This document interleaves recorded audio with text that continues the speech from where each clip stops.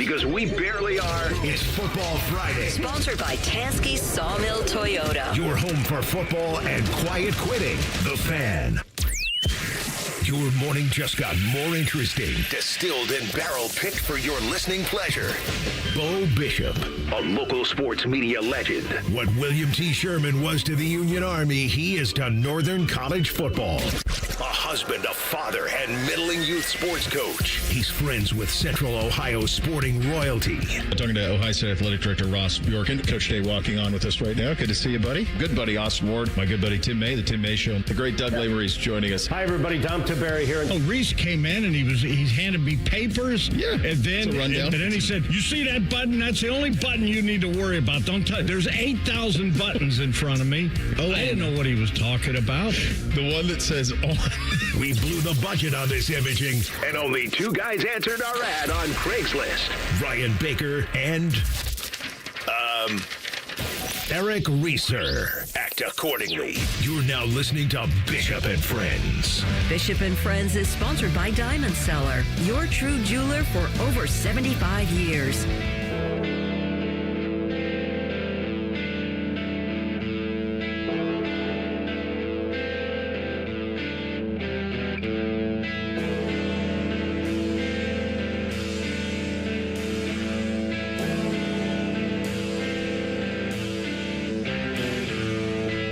Let's do it live on a Football Friday edition of the program. Bo and the boys with you for the next 3. Browns, Bengals preview, 10 o'clock.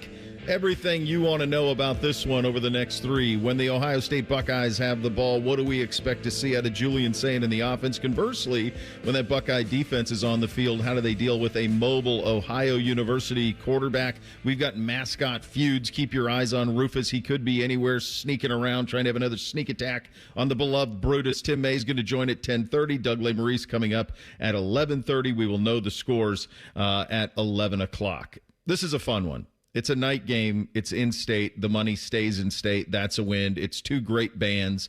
To me, the way that Ohio State set up the schedule this year was almost perfect. It was almost perfect. And I think that what you're going to get going forward, what is happening this year, ought to be fought for. Because this is what the Buckeye schedule should look like. You should always play, if you're Ohio State, one like Mount Rushmore program game. So you need one Rushmore game. So, and that's got to be a team from somebody outside of the conference. So this year it was Texas. We played Oklahoma. Years ago, we played USC and Oregon. Going to play Alabama, going to play Georgia. Keep doing it. Get one of those on the schedule, home and away, every single year. It's really important, in my view, for this program that programs like Texas show up here and play. And conversely, that this program goes into Austin next year or goes into Tuscaloosa or Athens or Knoxville or Norman. Those type of games, it's critical that they remain being played. So they did that. That checked a box.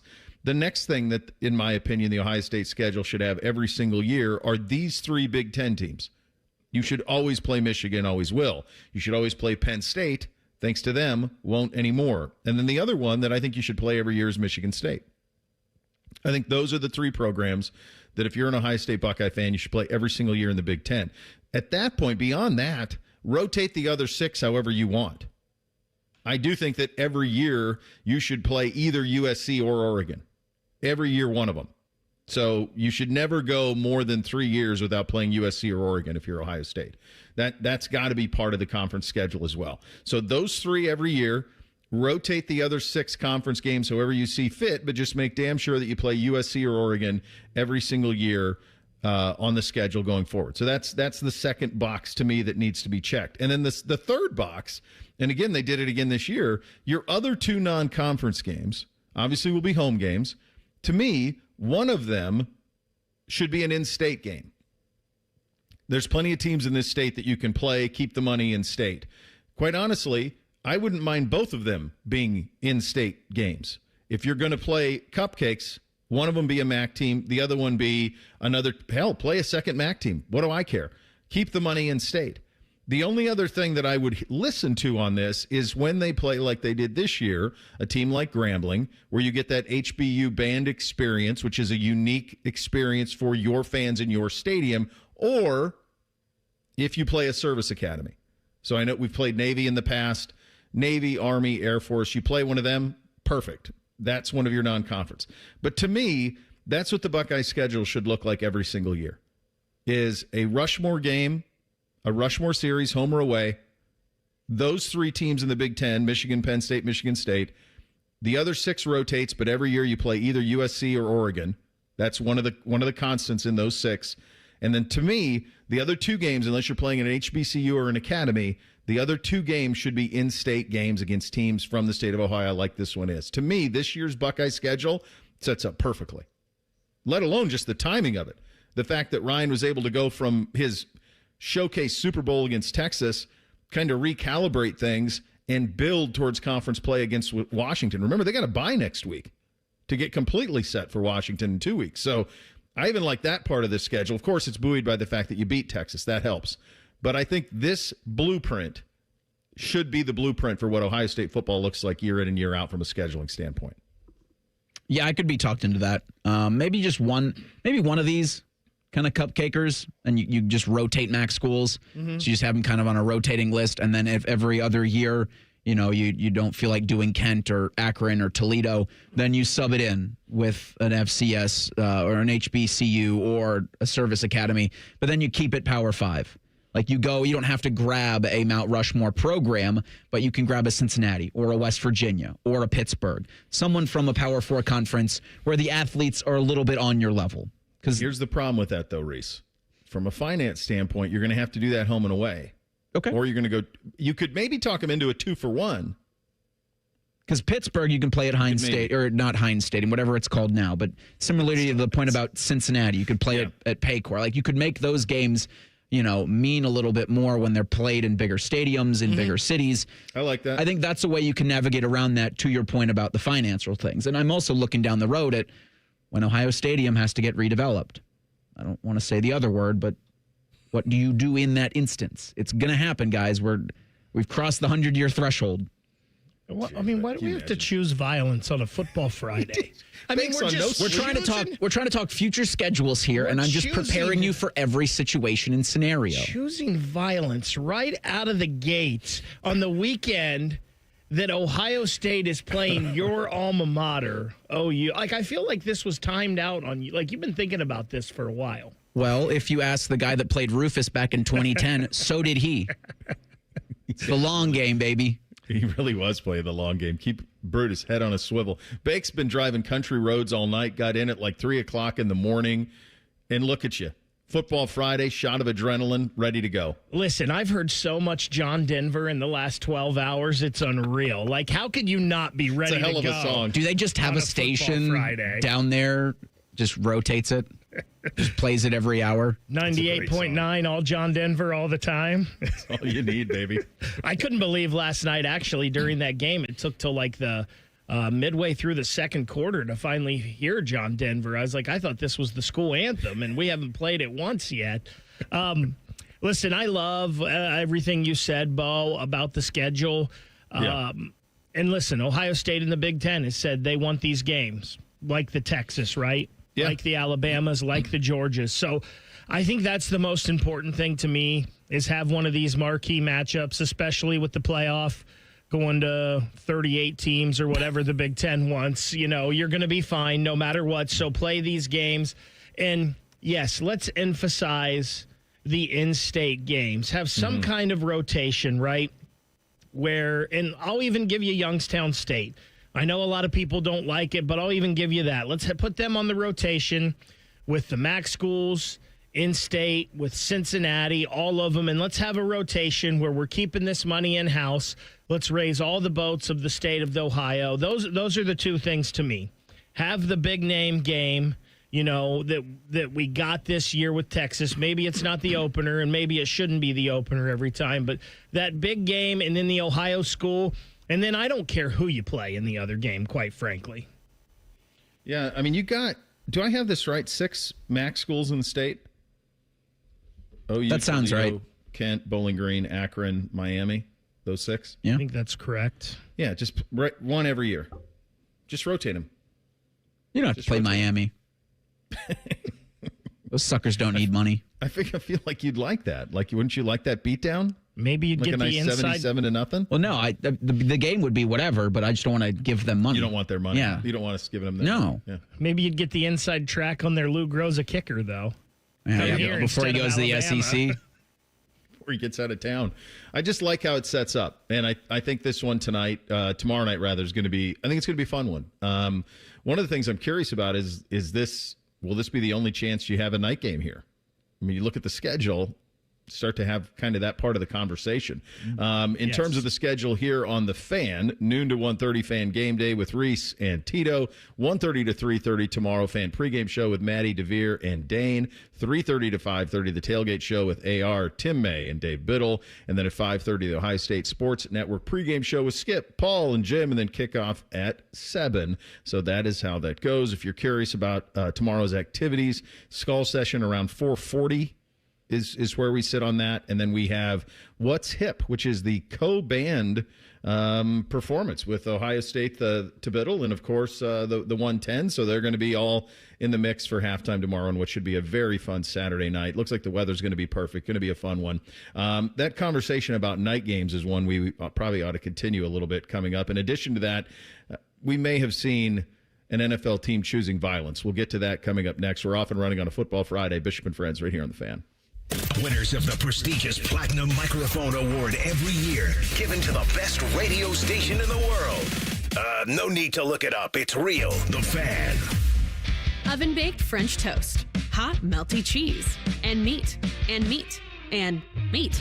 Introducing UDF's new 3-meat French toast sandwich, piled with bacon, sausage, and Canadian bacon. United Dairy Farmers. Mornings made for you.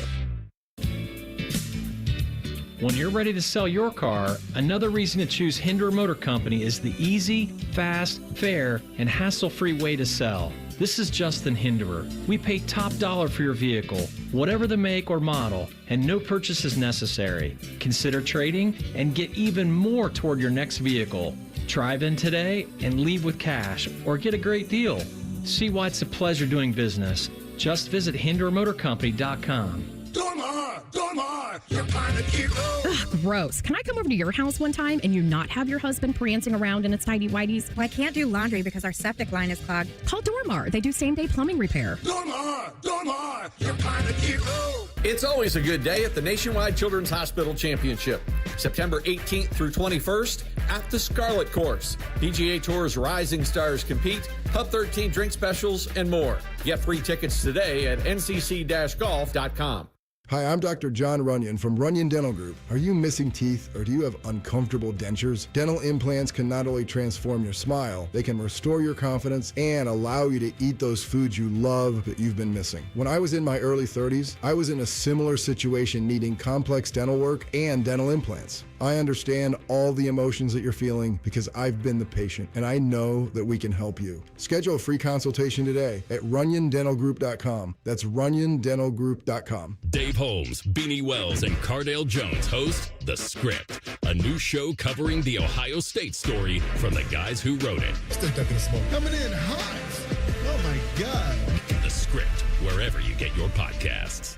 This week on The Script, Julian Sayin impressive once again as the Buckeyes blow out Grambling State. Who knows touchdowns is Bo Jackson, the Buckeyes' best back. As we look ahead to OU and shouting out the Buckeyes who lit up the NFL on The Script, wherever you get your podcast. We begin tonight with the breaking news. ABC's David Muir, wherever news breaks. From here in Tel Aviv, from the Ukraine-Poland border, traveling along Maui's western edge. From southern Madagascar. ABC's World News Tonight with David Muir, America's #1 newscast. ABC News, America Strong. It's been a remarkable thing that we have all witnessed together in this country. A lot of joy out there. Just got to find it. This is David Muir, and I hope you'll join us tonight for ABC's World News Tonight. At 6:30 on ABC 6.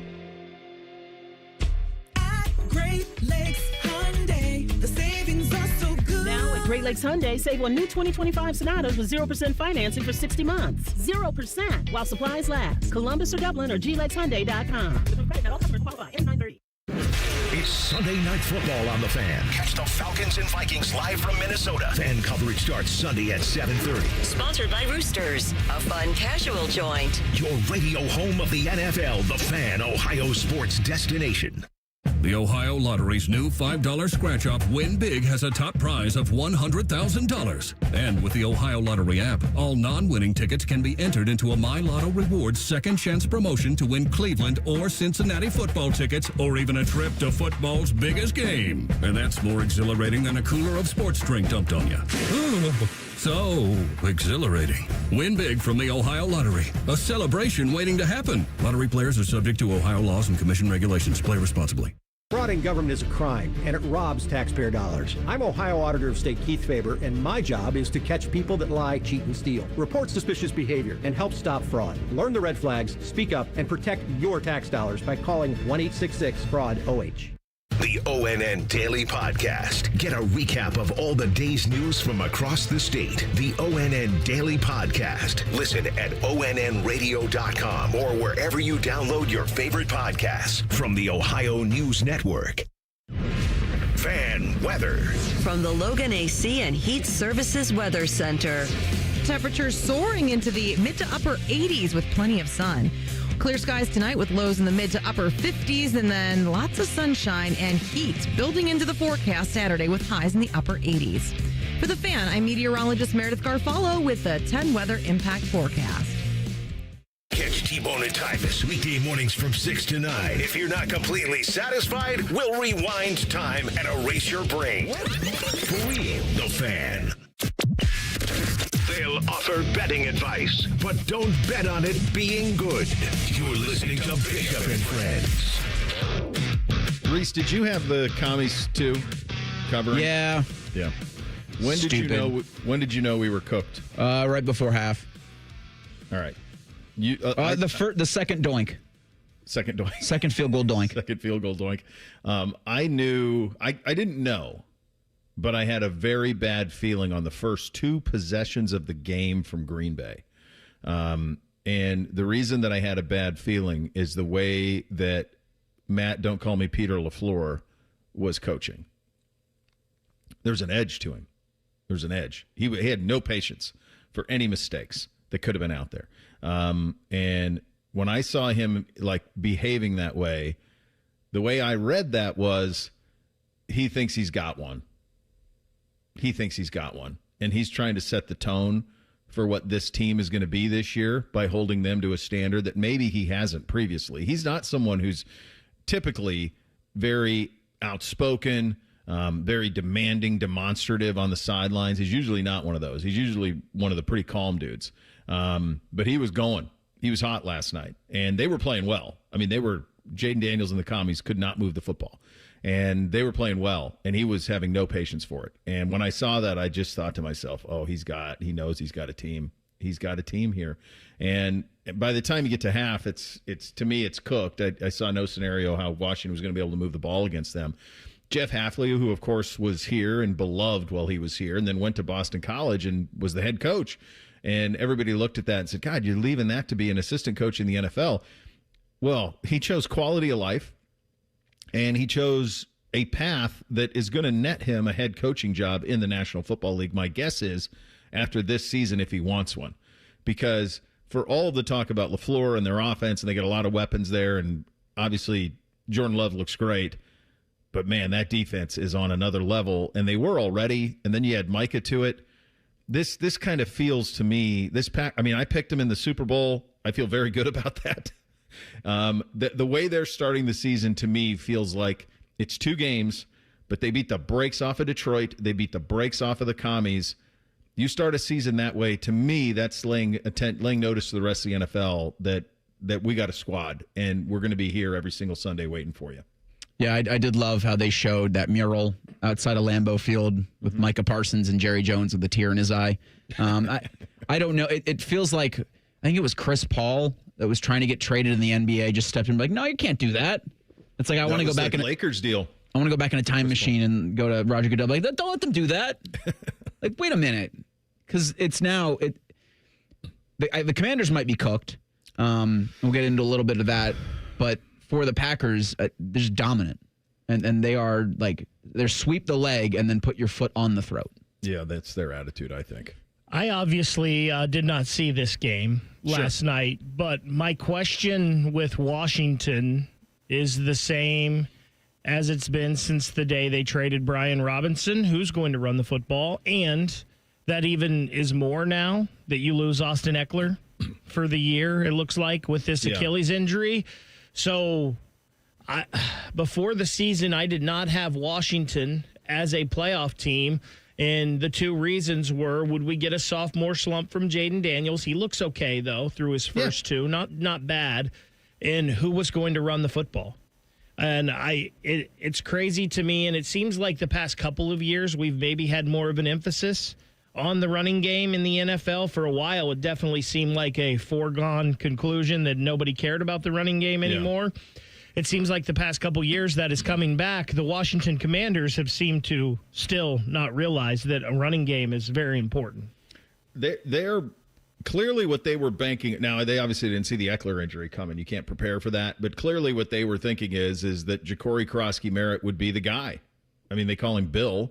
They made a big deal about it on the broadcast last night. He's a 7th-round pick. He was one of the stories of camp.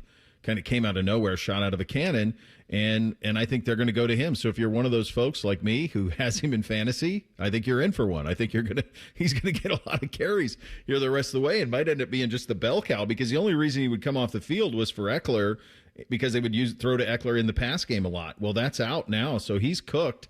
I thought Jaden looked fine. I mean, it's the thing that I was more concerned about with Washington, sophomore slump, but also you think a little bit about what has happened it's usually the second year when it comes to Cliff Kingsbury. It's usually the second year. Sometimes it's the second half of a year. If you remember when he was in Arizona, they'd go off gangbusters to start. Then everyone would kind of get the script on him, and they'd get figured out in the second half. I did have that hesitation too. I can't remember. I don't think I had Washington in the postseason either. No, you did not. Yeah, for similar reasons that you did. It's just hard to stack when you get that far that quick. Usually there's a little bit of a reverse to the mean, and that feels like what's going on there. But the headliner to me is Green Bay. I mean, you're playing two teams in Detroit and Washington. Detroit, who was the best team in the regular season last year in the NFL, and obviously was geared up for another run at it, and you just bombed them. They're both home games, by the way, so that doesn't hurt. And then this Washington team, who was kind of sluggish, but still got a nice win against the Giants in Week 1, coming in on a Thursday night, and you bomb them. And so that's a pretty good way to start the season. And to me, they just look like they're built for a totally different level. And if you're curious about their upcoming schedule, it's going to be a minute, I think, before they're going to be an underdog in a game. They're at Cleveland next week. Then they're at the Cowboys on Sunday Night Football. Then Bengals at home. Then at Cardinals. It could be not till at Steelers, the Jordan Love, Aaron Rodgers game on the end of October, the 26th, where they're a dog. They probably won't be an underdog until then. I mean, that's not to say they're going to win up until that point, but it sets up for that. Then they got Pittsburgh, they get the Panthers at home, and then Eagles at home, which that one feels like it could be for the top seed in the NFC, the way this thing is looking early on for Green Bay. And with like the Micah addition, maybe the Bengals at quarterback, but the Packers in that stretch have everything better than all of their opponents. Mm-hmm. And I don't think that's a stretch. Maybe, quarterback and wide receiver. Although the way Jordan Love's been playing, like he takes a hit early in the game last night where, I mean, if you're a Packers fan, you're like, no, don't do that again. But he seemed to be the least of the two defenders that he ran over. Like they seem to be worse for wear for Jordan Love. And obviously you're playing with a ton of energy and adrenaline and confidence there. But they feel like a team that's just going to build momentum into that Sunday night game against the Steelers. Kirk's commentary on that. That's terrifying. It struck me so comical. Kirk, and I think he does a great job bouncing back and forth between NFL and college, but he was saying he just loved how Love finished on that run. And I'm just thinking, if I were a Packer fan, I wouldn't. I don't want him lowering his shoulder. I don't want him he took not one, but two big hits. He delivered one, but then he got smoked as he fell to the ground from behind. I don't want him taking any of those. Get out of bounds, dude. I don't need you picking up an extra yard. It's a long season, brother. Like, what are we doing? We knew going in that this week 2, 3, 4 stretch for the Browns was brutal. It looks even more brutal now. Yeah. Like thinking, oh my gosh, you got the Ravens and the Packers the next two. Ouch. Yeah, I mean, you got a vengeful Baltimore team. and that I think is the best overall roster in football. And then you got this Packer team, which is just humming, absolutely humming right now. As for our game tomorrow, it's going to be a cool way to start it. I'm excited to see it. We're taking the kids. Everybody's going, so we're going to go to the boys haven't seen a night game at the Shoe, so we're going to the game tomorrow night. And I'm curious to see how all of these things they've implemented are going to work. And one of the things that they are going to put into effect tomorrow is the Bell Honoree, and it's going to be one of my all-time favorites, the great Clark Kellogg, he's the basketball equivalent of Arch for me. Like, always around, always with a hand, always ready to shake a hand with a smile and a picture, and always remembers your name. One of the best guys ever. So that's going to be cool tomorrow night. Yeah, truly one of the nicest humans ever. It's cool that he just got that media award and inducted into the Hall of Fame, and also both of his sons ended up playing basketball at OU. Alex didn't start there, but he ended up there, and Nick played his whole career as a Bobcat, so that's a cool touch. I'm interested to see, because both of you are going to be in the building tomorrow night. Yeah. I'm interested to see your guys' thoughts on the victory bell, and if you agree with my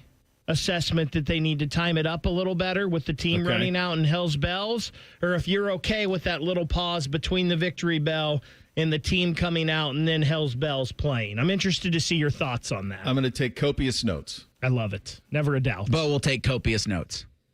Reese is going to be. Well, come on. Copious something. Of use to nobody. I will guarantee that. Yeah, I'm excited to see what all of it, because I think, and we can get into this coming up next, in addition to hearing from Coach Smith and Coach Day here in a couple of minutes. The other topic of discussion is, could this be it?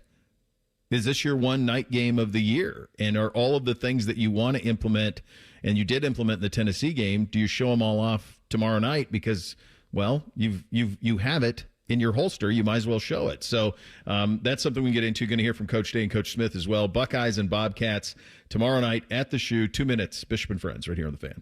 Men, the summer is here. Longer days, warmer nights, and romance in the air. Intimate dinners, walks on the beach, dancing in the moonlight. But if you have erectile dysfunction, you know it can ruin romance, both for you and the one you love. This is Jeff for Tri-State Men's Health, and if you have ED, don't let another summer go by without getting treated, because intimacy is one of the greatest things in life, and fear of not being able to perform should not be something you have to deal with. At Tri-State Men's Health, we're ED experts. We've successfully treated tens of thousands of men. Our protocols work when others don't, and we have treatments that are effective in well over 90% of cases. You could even last up to an hour or more and perform like you haven't in years. So call us. Your initial appointment is only $99 and includes blood work, a medical consult, and if medically advised, a test dose. And if that test dose doesn't work in the office, your visit is free. Call 800-900-9654 or go to tristatemenshealth.com. Hi, I'm Rick Germain for Toyota West. And with over 600 new and pre-owned vehicles available, Toyota West at I-270 and Georgesville Road has the car you're looking for. And right now at Toyota West, take advantage of 0 down and 0 payments until 2026. And every pre-owned vehicle comes with a 72-hour exchange policy plus a 3-month warranty for qualified vehicles. Come see us at the Germain Auto Mall on Georgesville Road or get started today at ToyotaWest.com. Offer expires 9/30. No payments for deferred payment. Interest accrues at time of inception with approved credit. Listen up, football fans. You won't want to miss this. Right now, new Bet365 customers bet $5 and get $300 in bonus bets, win or lose. So you could turn that $300 into something bigger when you bet on money lines, spread, totals, player props. $300 in bonus bets when new customers bet $5. I know where I'm going to bet from now on. Download the app today and see why it's never ordinary at Bet365. Gambling problem? Call 1-800-GAMBLER. 21 plus only. Must be physically located in Ohio. TNCs apply, in-app only. Bishop and Friends is sponsored by Diamond Seller, your true jeweler for over 75 years. The Fan, Ohio sports destination.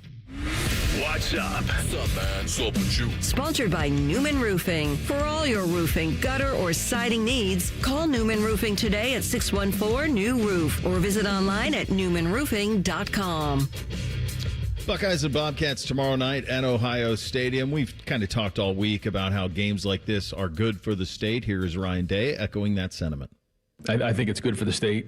I think it's great for their school. I think it's great for our school. And when you're from the state of Ohio, having a memory of playing in the horseshoe during your college career is significant. And we know these guys are going to be playing with their hair on fire. Obviously, the opponent changes this one a little bit, but as Ryan Day said on Buckeye Roundtable, this game, similar, at least in a sort of, to last week, is really more about what Ohio State's going to do. Well, I don't think it's going to be hard for us to motivate our team after, they played, Rutgers very, very well and went all the way to the fourth quarter and then turn around and beat West Virginia this past week. They had beaten Iowa State a couple years ago. I mean, it's a proud program, and, they're well coached and have good players, and they're from Ohio. So coming into the shoe, we're going to get their best shot, and we need to have a great week of practice. But all that being said, it's our job to make sure that we focus on our training. I say it all the time, regardless of the opponent, it's about us. And so that's what we're going to focus on. Ohio head coach Brian Smith was on with us yesterday, and we were very, very happy to have him. Easy to root for guy. His path is crazy, from high school player in Southern California to spending his college career at Hawaii and then bouncing around mostly in the Pacific Northwest or Hawaii for much of his career before landing on Coach Albin's staff at Ohio and then taking the job on an interim basis and then as a full-time basis. And now here he is coming into Ohio Stadium as a head coach of the Ohio Bobcats. Here he is on playing in Ohio Stadium. I mean, you start talking about it early in the week, just what to expect within the game, that you're already thinking about and expecting the crowd noise. And then we're practicing with crowd noise in our indoor facility. You're talking about what the atmosphere is going to look like. I've been seeing that there's going to be a stripe theme in the stadium. So I'm already kind of thinking about what that's going to look like, what the visualization is. Expecting that they're going to get heckled or whatever, and have already gone through those things mentally. So once it happens, it's already happened to them in their mind, and they can move on and just focus on football. Yeah, and for him and his team, this is the third straight Power 4 team, 3 in a row. They went Rutgers, should have won, could have won. Give credit to Shiano Man for the way he coached it down the end and the stones that he had, but then did win last week against West Virginia. We asked him yesterday this notion of when he took the job, did he knew what he was in for, going with 3 straight Power 4s and finishing with a game against Ohio State to open up this season. Here he is on that. Well, I think there's balance that comes with it. I think you want to play really quality opponents. You want to be able to play people that are going to be great for the fan base and great for the school. And I think that's what the West Virginia series was. Being able to host them at home, I think, is awesome. And you want to make sure that you're mixing in games that are good for our team and our players as well. So there's a lot of different things that get looked into when you're building a schedule. There's the financial aspect. There's getting ones on schedule that are great for our fan base and our campus, and then things that are good for our players. Coach, all right. This is a night game. I was looking at the schedule. Is this it? Is this the only one here? Yes. Probably. I'm not ready to say yes definitively. I think there's only one other option. I think it's Minnesota. That's it. Isn't Minnesota, is that homecoming? That's homecoming. Would they do homecoming at night? Well, they'll do whatever the television executives that's true, want. I guess. And I feel like they've done a homecoming at night before. This is a sneaky one. I don't know what games are going on the 15th around the country, but that's when Ohio State hosts UCLA. November night game. They don't do it. They've made concessions in the past, but like for Michigan State and once. Yeah. Like usually they'll do it like the first weekend in November, maybe if you ask nicely, with sugar on top. I mean, I'm sure they'd love to play UCLA at night on November 15th. I just don't know if they don't do that. Does that change, though, Bo, with the college football playoff and some of the things that have been done to the shoe and the success they had in December last year? I would guess that changes things. I guess Nico Imalieva being the quarterback. I mean, they're going to be. I mean, UCLA is going to. They might be winless. Oh, they'll be. Yeah, they're terrible. They're 0-2 right now. So Minnesota is here October 4th. So just here are the other Big Ten games that would. You think about the drafting of it, and you tell me if I'm not convinced Minnesota's not going to be noon. Here's this Big Ten slate that weekend. It's Minnesota, Ohio State. It's Penn State, UCLA. So that game can't be noon. because it's in the Rose Bowl. So that's either 3:30 or night. Now, that might not even be network. That might be one on BTN or something like that. Illinois, Purdue, Wisconsin, Michigan. Washington is at Maryland. UL, Monroe, Northwestern, Michigan State, Nebraska. So Michigan State, Nebraska is going to go into one of the windows. That's either going to be 7:30, 3:30, or noon. I think Wisconsin, Michigan will be either 7:30, 3:30, or noon. And I think the third national one is Minnesota, Ohio State will be noon, 3:30, or prime time. Those are the three. Maybe Penn State, UCLA could go prime time. That's just going to be a matter of preference for NBC. Would you rather be in LA at the Rose Bowl and have Penn State, or would you rather be, I don't know what the order of the draft is on that either. But those are the ones that you're looking for. You said the other one was November 15th? Yeah, that game against the Bruins. So Big Ten, November 15th. And again, with this notion that Ohio State does not want to play, boy, Fox already gobbled up Minnesota at Oregon on Friday night for that week. All right, so that week, Penn State is at Michigan State. Let's see if Iowa's at USC. Maryland's at Illinois. Yeah. I'm just thinking from a television perspective, Sure. Iowa USC has to be either 3:30 or prime time, one of the two. So, yeah, I think this might be the one. I think if it's not Minnesota, this is it. Well, let's have some fun. Yeah. The next week, that's my point. The next week after UCLA, Ohio State hosts currently unbeaten Rutgers. Yeah, big noon, baby. Screams big noon.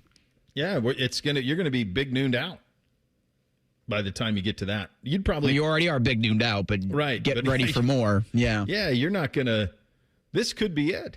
So if you're Ross Bjork and you have all these bells and whistles that you used, last December in the game against Tennessee, don't you do all of it tomorrow night? Don't you drone show it and helmet stripe it? We know we're doing that. Like, I'd let it all hang out, man. This might be your only chance to do it. Yeah, I think you do. The interesting thing that about that Ohio State Rutgers game is if Nebraska continues to play well, they're at Penn State that day. Could Big Noon swallow up that one, and then maybe you get Big Ten Network at night with that game? Maybe. They just don't do it. Like, Ohio State just does not play home games at night in November. I mean, they've done it first weekend in November, they've done it with Michigan State and Penn State. Yeah, I can't remember any others. Like, everything else is 3:30. I'm thinking about, it was dark. It was dark for 3's senior game against Illinois. Yeah, that started in the light, though. That was at 3:30. Yeah, it was 3:30. It started 3:30. I think I'm it's just trying different to think now. of all of them. There was a cold one, but that was a 3:32. I want to say there was a home finale against Indiana in 14 or something like that. That was a 3:30, but never at 8 o'clock in November. Yeah, I just feel like it's different now with the college football playoff and some of the upgrades they've done at the shoe, and obviously they're not done with all that, but they felt confident enough to do that game in December against Tennessee, and we know it was pretty cold that night, and they felt confident enough to do the outdoor game with the Blue Jackets, and by the time that was over, it was freezing. So they've done it. I'm guessing it's changed a little bit. Yeah, I don't. And by the way, as far as I know, it was never an official policy. There was never anything in writing. It was just understood. Even if we it don't is, do that. Don't ask. Some of the stuff's been in writing. It's all a negotiation. It's all flexible. Yeah, yeah. And you may have a point, Bake, in terms of now that there is this notion of we're going to have to play playoff games at night. Mm-hmm. Buckle in and get used to it. But this one, have we seen? I wasn't listening last time. Meredith gave me the weather. What are we looking at tomorrow? We got a nice day on our plate tomorrow, boys? Yeah, I believe it's pretty good. I don't remember her forecast, but I will pull it up here, and it looks like we've got 86 and partly cloudy tomorrow at noon. My favorite part of the 10TV weather report that you can get at 10tv.com, it says UV index high. Gonna get a little base. Base layer. We've got 82 with maybe a couple clouds at kickoff at noon. 80 Or no, we're 7 o'clock. Sorry, 77 at 77 at kick. 7 p.m. You got a 7:45 sunset. Oh, it's going to be gorgeous. It'll look good. Yeah, it's going to be a total headache for me because knowing my wife, she's going to want to pack 16 different outfits because she's going to be warm at 7 at the kick. Then at like halftime, she's going to feel like she's going to need a parka. That's where I'm headed. That's what I'm dealing with night games is the costume change that's incoming. I guarantee you we're at some sort of a kiosk picking up a hoodie at some point. Like that's $80. You got to get the merch. Maybe merch it 100. up. I need shorts and quarter zip out of you, sir. Well, that's what I'll be in. I mean, now I don't know that I got a gray. How do you think this helmet stripe thing's going to work? The sides will be great. The the scarlet stripe down the middle with white and black on the sides of the south stands, I think is going to be the wild card. It's just so hard because I don't know what your guys like. Most of the stuff that I have is red. Doesn't it say on your ticket what colors you're supposed to wear? Yeah. I believe. Yeah, it'll let you know. I'm in the gray section, but I feel like how many Ohio State fans have a plethora of gray available? Yeah, I feel like the gray section's going to have a lot of red. That's my fear. And there'll be specks of green. A little bit of green in the corners. Way it'll up pop the too. lights. But Reese will be there. Make sure you wave at me. Man, Reese with that hair and a green shirt tomorrow is going to stand out like a sore thumb. All right, we'll do some of the matchup coming up next. When Ohio has the ball, it'll be on Parker Navarro and all that he brings to the table, and a step up for the Buckeyes defense for sure, because he is a multiple threat type player. We'll get into that coming up next. Bishop and Friends right here on The Fan. We have so many local shows, I can't fit them in a 10-second promo. So let's just say we're live and local all damn day. The Fan. Dormar, you're kind of hero. When your furnace or air conditioner is broke, we come out that same day. Dormar, home the Tin Man. Joining us on this episode are real Spectrum customers, Monique and Greg. We hear your family is a big fan of Spectrum. Family of 4, we have about 18 devices last time I counted. 2 teams require a lot of speed. Everything they do is online. There's gaming, there's streaming. Spectrum is perfect for us. I mean, it just seamlessly connects all our devices with lightning speed. Sounds like Spectrum is really committed to keeping you connected. It's amazing. Buckeyes, the 2025 football season is here, and that means 3 things: football, game day, and smooth Jameson whiskey. Whether you're catching the game at home, at your neighborhood bar, or soaking up the team spirit at a tailgate, Jameson Ginger and Lime at Ohio State Athletics are a winning combo. So cheers to making game days even better with the official whiskey of the fans. Jameson, proud sponsor of Ohio State Athletics. Taste responsibly. Jameson Irish Whiskey, product of Ireland. 40% alcohol by volume, 80 proof. Copyright 2025, imported by John Jameson Import Company, New York, New York. Hey, it's Anthony. Tailgating, hiking stadium stairs, going out after the games. It's a great time of year. It's also the time of year I'm on my feet a lot. And there won't be a time when I don't have my personally fit arch supports from the Good Feet store in my shoes. They make all the difference for me. They help my feet, my hips, my back. They're not just like regular insoles. They're designed so I get firm yet flexible function. They actually correct poor foot biomechanics and give me even more comfort. The fitting process is simple. From the moment you walk in, the Good Feet store will personalize the process. From the pain that brought you to them in the first place to your lifestyle needs. They'll properly measure your feet and arch size. Then take the free test walk. If you love them, wear them home like I did. Your new arch supports will help you begin living the life you love without your feet getting in the way. Just stop by the Good Feet store on Polaris Parkway or Stringtown Road in Grove City and learn more at goodfeet.com. Hi, I'm Joanna Williams, General Manager at Tansky Sawmill Toyota. Is it time for a new or used car? Visit Tansky Sawmill Toyota on the corner of Sawmill and 161, home of the Tansky Promise, where our salespeople aren't paid on commission. We have a 72-hour exchange policy, and every transaction is upfront and transparent. You can even start the process at home. Visit TanskySawmillToyota.com to start your purchase today and to see all of this month's specials. And when you think Toyota, think Tansky. Dormar, you're kind of hero. The Kids Mental Health Foundation, founded by Nationwide Children's Hospital, encourages grown-ups to teach kids mental health skills and coach them through emotional challenges, because kids' mental health starts with us. Find free clinician-developed mental health tools at kidsmentalhealthfoundation.org. It's Monday Night Football on the Fan. Catch the Bucs and Texans live from Houston. Fan coverage starts Monday night at 8. Sponsored by Roosters, a fun casual joint. Your radio home of the NFL, the Fan, Ohio sports destination. This sports report brought to you by Bet365. Football is back. Get ready for the season at Bet365. When it comes to sports books, Bet365 has it all. Download the app today and see why it's never ordinary at Bet365. Coffee, iced cap, refreshers. Tim Hortons has all your favorite beverages. And now you can get your favorite bite for less. When you buy any size beverage, add a baked daily donut for $1, a tasty bagel for $2, or a freshly cracked hot breakfast sandwich for just $3. So next time you order your favorite Tim's beverage, add something that satisfies your cravings and your wallet. The $1, $2, $3 menu. Only at your neighborhood Tim Hortons. At participating U.S. restaurants, must ask for offer in restaurant. Tax extra exclusions and terms apply. It's always a good day at the Nationwide Children's Hospital Championship. September 18th through 21st at the Scarlet Course. PGA Tour's rising stars compete, Hub 13 drink specials, and more. Get free tickets today at ncc-golf.com. The Fan Guest Hotline is sponsored by Columbus, Worthington, Air, and Bryant. Doing whatever it takes to keep you and your home comfortable. The Fan. Sports conversation that's worthy of a toast, or at least a stiff drink. You're listening to Bishop and Friends. All right, one of the three of us on here has seen Ohio play more than the other two.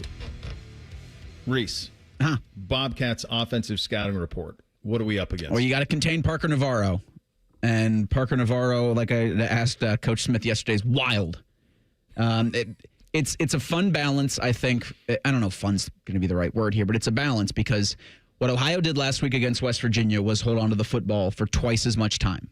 40 minutes for the Bobcats, less than 20 for the Mountaineers. But that's not Parker Navarro, and that's not how he plays football. He's getting in space. He's a gunslinger. But he's been the engine for this Ohio attack for the last season plus. So you don't have a MAC championship without Parker Navarro. You're not winning the Cure Bowl without Parker Navarro. You're not beating West Virginia without Parker Navarro. But he threw 3 interceptions in the second half last week against the Mountaineers. And so for Ohio State's contain him, get him off the field on third down, because there's a lot of, I would think, Brian Smith would look to that second half tape against Texas and saw what Arch Manning was able to do with his legs and say, all right, if we can replicate that, get into third and short situations, and then convert those third downs, we can extend drives and keep Julian Saint off the field, I think is going to be the Ohio attack tomorrow. I'll give you this. Ohio's attack is pretty damn consistent. Week 1 against Rutgers, Navarro's 21 of 31, 239, 3 touchdowns, no picks. 21 of 31. Week 2, in a win against West Virginia, he's 22 of 31. So 1 more completion, exact same amount of attempts. 247, he had the touchdown, but he had the 3 picks. But this speaks to Reese's point. He's frisky on the ground. 9 for 93 in the 3-point loss at Rutgers. 18 for 87 in a home win against West Virginia. So the question that I think would be, that to me feels like the logical one is he up for that against this defense? Because he's probably taken a beating the first 2 weeks. That's a lot of hits, man. It's going to be interesting to see Ohio State's plan of attack. I think in the opener, they did a really good job of worrying about Arch Manning and his running ability and keeping him contained in the pocket and not letting him get outside of that or up downfield. They kind of tried to keep guys in the middle of the field, it seemed like, to keep him from running straight ahead, which sometimes can happen when you have this field spread. You can leave some lanes open up the middle. I think Parker Navarro, though, is a little more dynamic running the football than Arch. Even though Arch is a good runner of the football, I think Parker's a little more dynamic. So it's really going to be interesting to see how Patricia schemes this up. Let's hear from Ryan Day on that. This from the Ryan Day Show. Here he is on the defense and paying attention to Parker Navarro. They equate numbers, so they're going to read somebody and then run, or they're going to run the quarterback, which is +1 run. So numerically, they have an advantage. And obviously, the second thing is the ability to escape or extend plays with his feet. So all of those things are a concern when you're playing against an athletic quarterback. Bobcats very good on third down through the first 2 weeks. Here's Ryan Day from his show on that. Well, they've gotten a lot of people off schedule and forced a lot of teams into third and longs, which is the biggest key. But they do a nice job with their rush. They do a nice job with their coverage. they have some guys underneath who do a nice job of, really recognizing, how teams are trying to attack them. And, I think that's a big big deal. They do have man, but they also have zone. And I think they do a nice job of recognizing the patterns and driving on the ball. But really, if you look at it, they've forced teams into some different third down situations that have been, backed up for them in terms of the distance. So we got to stay on schedule. We got to make sure that we're playing, in our favor when it comes to third downs, because, if you're in a third down and long and you're 20% completion or conversion rate, you're probably one of the better teams in the country. When you're in short yardage, you're expected to get that about 80% of the time. So when you play the numbers on this, a big part of third down is staying on schedule. They've done a good job of getting people off schedule this year. I like the way Reese explained kind of the Parker Navarro experience, in that it's the edge of your seat type thing. It's netted you mostly incredibly positive things when you think about championships and bowl wins and all of that. And he was incredible in the loss to Rutgers. The 3 turnovers you'd like back, obviously, but they got the win, and he toted it 18 times for 80-some yards against West Virginia last week.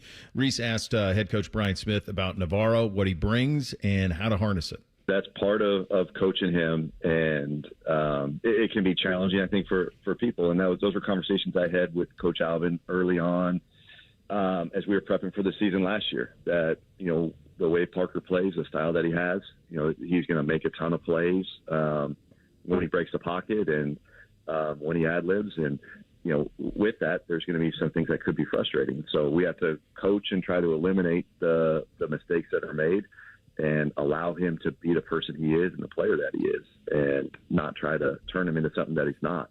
So you got to embrace what he has the ability to do and what he brings to the team, and then try to eliminate some of the decisions that aren't always good. And, the 3 interceptions in the game, there's one that was a tip ball. There's one that I thought he just got out a little bit late, that they were able to jump a hitch. And then the other was the one that was really the bad mistake, that he scrambled around and kind of threw it up towards the middle of the field, and was one that, he was just trying too hard to make a play in that moment.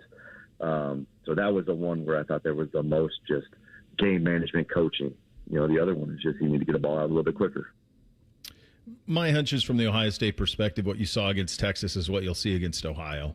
I think you'll see that. And I think Ohio State's talent at the linebacker position, and obviously Caleb Downs, that triumvirate of Downs, Reese, Styles, them being aware of where Navarro is all the time spells for a long day for him. And then from the Ohio perspective, Reese, he just can't do what he did on the 3rd pick against last week against West Virginia. You can't just try to make a play where there isn't one. Otherwise, you get buried. Yeah, I do think for both of these teams, emotions are going to be so important, because you heard Brian Smith there talk about Navarro trying to make a play in what was a really tight game against the Mountaineers. And I think that's what he does. He's very emotional. And I even think for Ohio State, you heard Ryan Day say the Bobcats are going to be playing with their hair on fire. You can't get too frustrated in this kind of a game. You're going to get Ohio's best shot. And for the Buckeyes, it's going to be a keeping your emotions in check. I think Ohio had 10 penalties last week against the Mountaineers. And Mountaineers, I think, were 8 penalties. And, those will kill you. And so it needs to be clean for both teams, just kind of different styles of going about it. And talking about Styles and Reese, this is, I think, a fair take to say Parker Navarro will not face anybody with any close to talent that Ohio State's got with their linebackers. So for Buckeye fans, I think those two being there and kind of what Matt Patricia's shown you over 2 weeks gives you great confidence that they'll be able to corral that. You're going out on a big limb there, Reese, saying that. I mean, that's... I handled that take with, I think, oven mitts. I hope that limb doesn't break on you. I don't want you to get hurt before the game. Yeah. On the same thing as what you just said, though, he's also not going to face a defensive coordinator that's going to scheme it up like Matt Patricia either. Nothing close to that. And that may be the thing what ties this Ohio offense up in knots is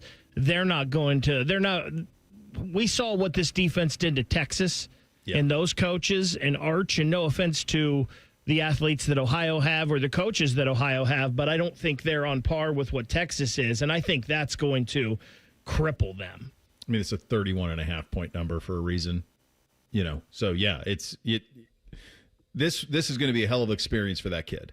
And can he keep his head above water? Because I do think he'll make plays, especially early. I think he'll make some plays, and it'll be fun to see how Ohio State adjusts to him making those plays. Coming up next, week 2 in the National Football League. Bengals at home, Browns on the road. A lot of emotion with Cleveland heading over there. We will get to all of that coming up next. Bishop and Friends right here on The Fan. Catch the latest from the world of Ohio State athletics. Weeknights at 6 on the Buckeye Show. News, special guests, and everything scarlet and gray. The Fan. Care Heating and Cooling. Honest technicians, honest pricing. Call 1-800-COOLING. Bobby Carpenter here for Germain Toyota. Swing by Germain Toyota and ask for Marcello and discover unbeatable deals and a wide selection of new and certified pre-owned Toyota vehicles. Visit them at germaintoyota.net. Germain Toyota on the corner of I-70 and Bryce Road. I have a buddy who's going to be popping the question soon. He's planning everything out. He asked me, can you help me out with the ring? I said, of course I can. I've got a guy, Bob Capace from Worthington Jewelers. Now you talk, Bob. Hi, I'm Bob Capace. I'm your guy. Go in, see my friends at Worthington Jewelers. Tell them I sent you, and you'll get the true VIP experience. I'll treat them better than I treat you. That's not hard. Worthington Jewelers on High Street in Worthington. WorthingtonJewelers.com, where Columbus gets engaged. And tell them Common Man sent you. Lanny went to college and racked up huge debt. A little bit over $100,000. For a degree he couldn't use, now what? I had a friend that went to my computer career. They even helped him get hired immediately after graduation. One of the things I love about IT is that you can work from anywhere you want. You could become an IT pro in just months, including cybersecurity and the basics of AI with zero experience at mycomputercareer.edu. My Computer Career, an elite CompTIA certification partner. It worked for me, and I know it can work for you. This is one student's experience. Individual results vary. The season may be winding down, but there's still time to make the most of Buckeye Lake. At Buckeye Lake Marina, we have year-end deals on boats, accessories, and more to get you ready for next year's adventures. Looking to upgrade? The Buckeye Lake Marina staff is there to help you find the perfect boat at unbeatable prices. Buckeye Lake Marina has a long list of satisfied customers and want you to be the next. Don't wait. Sail into savings at Buckeye Lake Marina before the year ends and find the boat that's just right for you. Visit BuckeyeLakeMarina.com for more. Imagine what it would feel like getting tackled head-on by a 240-pound linebacker. You'd be in serious pain, right? But if you're unbuckled in a car crash, at just 50 miles an hour, you become a deadly projectile that can slam into other passengers with 8 times that amount of force. Don't let someone else take the hit. Buckle up and visit buckleup.ohio.gov to learn more. Brought to you by ODOT and ODPS. Hey Central Ohio, it's Andrew from Home Team Solutions, and yes, we buy houses for cash the easy way. We've been buying houses for over 20 years and we've seen it all. Whether you've inherited a property, you're behind on payments, the house needs work, or just want to avoid the hassle of listing, we've got you covered. No repairs, no clean out, no stress, just a fair cash offer and you pick the closing date. We've helped hundreds of homeowners sell fast and hassle-free, and we're proud to have 5-star reviews all across Central Ohio and an A+ rating with the BBB. If you're ready to sell your house the easy way, call Home Team Solutions at 614-962-SELL. That's 614-962-7355, or visit us online at selltohometeam.com. Home Team Solutions, local, trusted, and family-owned. Again, that's 614-962-SELL. 614-962-7355 or selltohometeam.com. When it comes to your roofing, siding, or gutter needs, call Newman Roofing, 614-NEW-ROOF, newmanroofing.com. Come visit the all-new Capital Ford of Columbus today, home of the 99-cent down car deal. Visit capitalfordofcolumbus.com or call 614-861-7150. That's capitalfordofcolumbus.com or 614-861-7150. 99 cents, $399, $0 down, RCL on 25 My Escape. 10,500 miles per year available for well-qualified buyers. Excludes tax, title, licensing, and documentary service charges. Offer good while dealer supply lasts.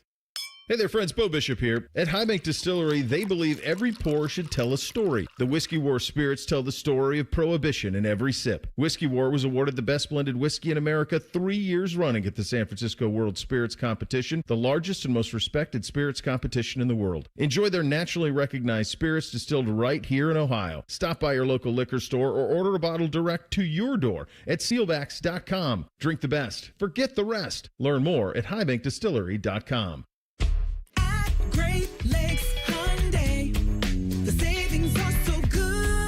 at Great Lakes Hyundai, lease 2 Elantras for $222. That's right, lease 2 new 2025 Elantra SEs for just $222 a month for a 2-year lease. Both your new Elantras come with owner assurance and America's Best Warranty, a 10-year, 100,000-mile powertrain coverage in Columbus or Dublin or glakeshyundai.com. With approved credit, $39.99 down per unit plus taxes and fees. First month payment, 10K miles per year, ends 9/30.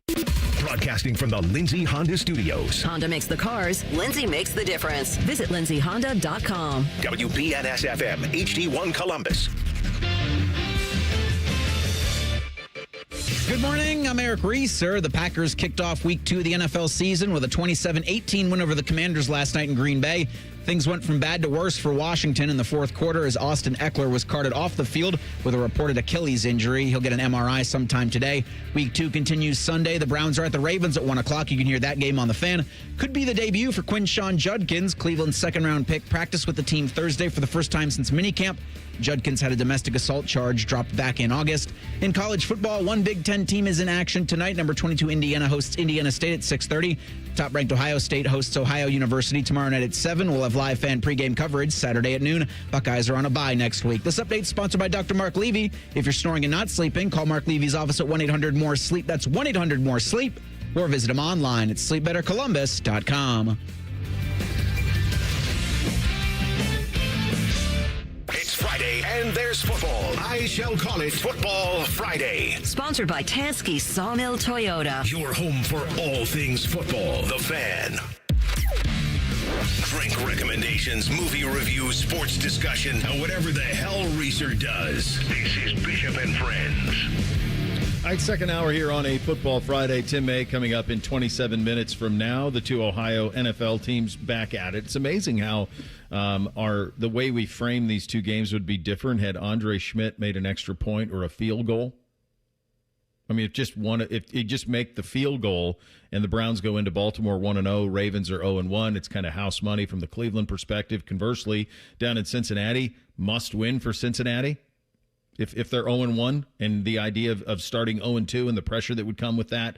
But the NFL's a binary business, and wins and losses are the stats that matter most. And the Bengals got the win up in Cleveland last Sunday, and now they'll head down 71 South to host Jacksonville this weekend. As for the Browns, they limp into Baltimore at 0-1, feeling pretty good about the way they went about their business, but of course very negatively about the result because of the mistakes that were made in the kicking game and the drops, quite honestly. Those two things are the reason that they are certainly 0-1 on the season. The defense was up to the task. Now, unfortunately for them, the task this week will not be quite a Styles make the fight situation as it was in Cincinnati. There is something about that matchup, the Browns defense against that Bengals offense, that just fits Cleveland's style very, very well. Baltimore is a different animal entirely, and they are coming into this one probably with a little bit of chip on their shoulder. When I saw this number at 11.5, man, that's big based on the way Cleveland played in week 1. But that tells me that the folks out in the desert are quite confident in Baltimore's approach to this one and a little bit about their resolve. There's a lot going into this one. They're celebrating the 30th season in Baltimore, honoring Ozzie Newsome. They got Modell's kid is being honored as well in this one. Joe Flacco, who's such a big part of the Ravens' history over those 30 seasons, will be quarterbacking the Browns. So there's all sorts of feelings in this one. But when it comes down to it, it's going to be a Ravens team that obviously is in no mood to fall to 0-2 when I think it's got the best overall roster in the league. And a Browns team that played very well last week but did not get the result that it deserves. So what are we going to see on Sunday? Let's start with offensive coordinator Tommy Rees and the plan for attacking a Ravens defense that was vulnerable through the air last week in Buffalo. Yeah, you just want to build off the success you have. Felt like we did some good things attacking certain parts of the field. Feel like we created some explosives and some third down situations, which was positive. Felt like we put our guys in the right spots for what their abilities are. The Baltimore presents a whole different level of challenges, not because they're any different, but just how they approach the game is a different scheme, a different aggressiveness on defense. So, we got to do a great job of understanding their coverage techniques. They have really good players in the secondary at all spots, inside, deep part of the field, outside. They have a good rush plan, which impacts the passing game more than people probably realize. So, we got to own those opportunities, own those situations. And again, we have a lot of belief in those guys to put them in the right spots to make the plays.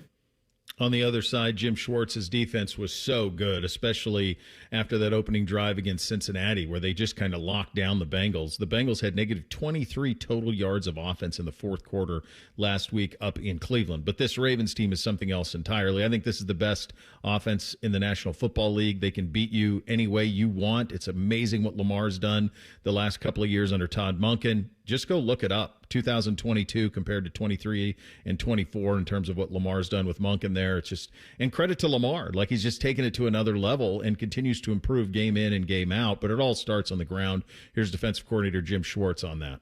Carson's just 1 out of 11 guys. It's not going to be his sole responsibility to stop one person, but he has to play his part.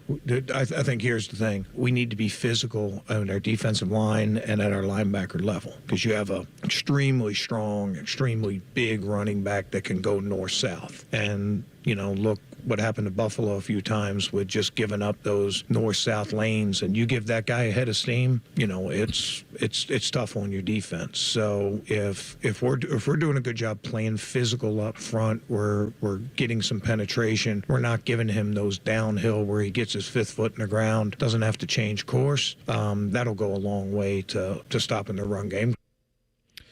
What did you guys make of the comments from Grant Delpit this week when asked about tackling, how hard it is to tackle Derrick Henry, and he said not hard? Not great. I think the general NFL public just kind of looked and saw those comments and said, you're lying. You're just lying, and it's just a goofy thing to say. I know a lot of Browns fans looked at it and said, why has he got to say that?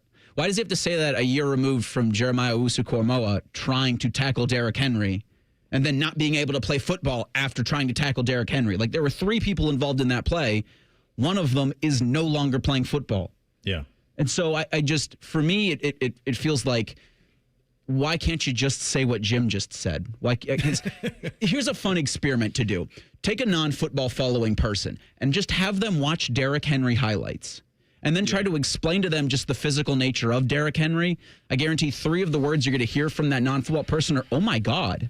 Yeah. It's just please just, bulletin board material is probably not really a thing in the NFL because they're all professionals trying to get a win every week. But this is just putting your foot in it when there's no need to do that. There's just no need to say things like that.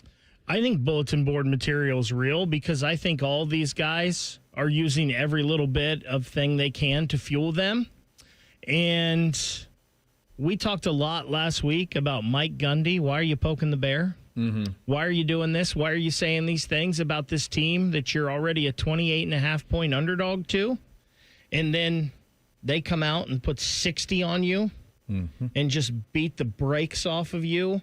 I don't understand what Grant Delpit is doing. I don't understand what Jerry Jeudy is doing. And I really don't understand it because this is an organization that has nothing to be chesty about. I think what they're doing is they're saying, I'm a man, you're asking me a question. He's a man just like me.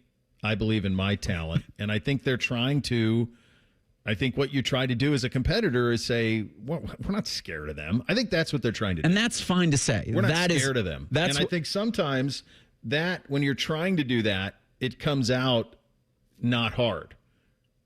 When I think that's what you're trying to embolden your team to say, look, believe me, we can go in there and win. That's what I think they're trying to do. What happened to the old, they put their pants on one leg at a time, just like us, instead of, no big deal. That's what they're going for, is that tone, is they're just pro football players like us. It's just now you set yourself up so poorly because Derrick Henry's going to run over people on Sunday. He does it every week. Yeah. You set yourself up to be yakety saxed on social media. Yeah, they're going to have that comment. You're going to get run over by Derrick Henry, and it's going to be LOL, same old Browns.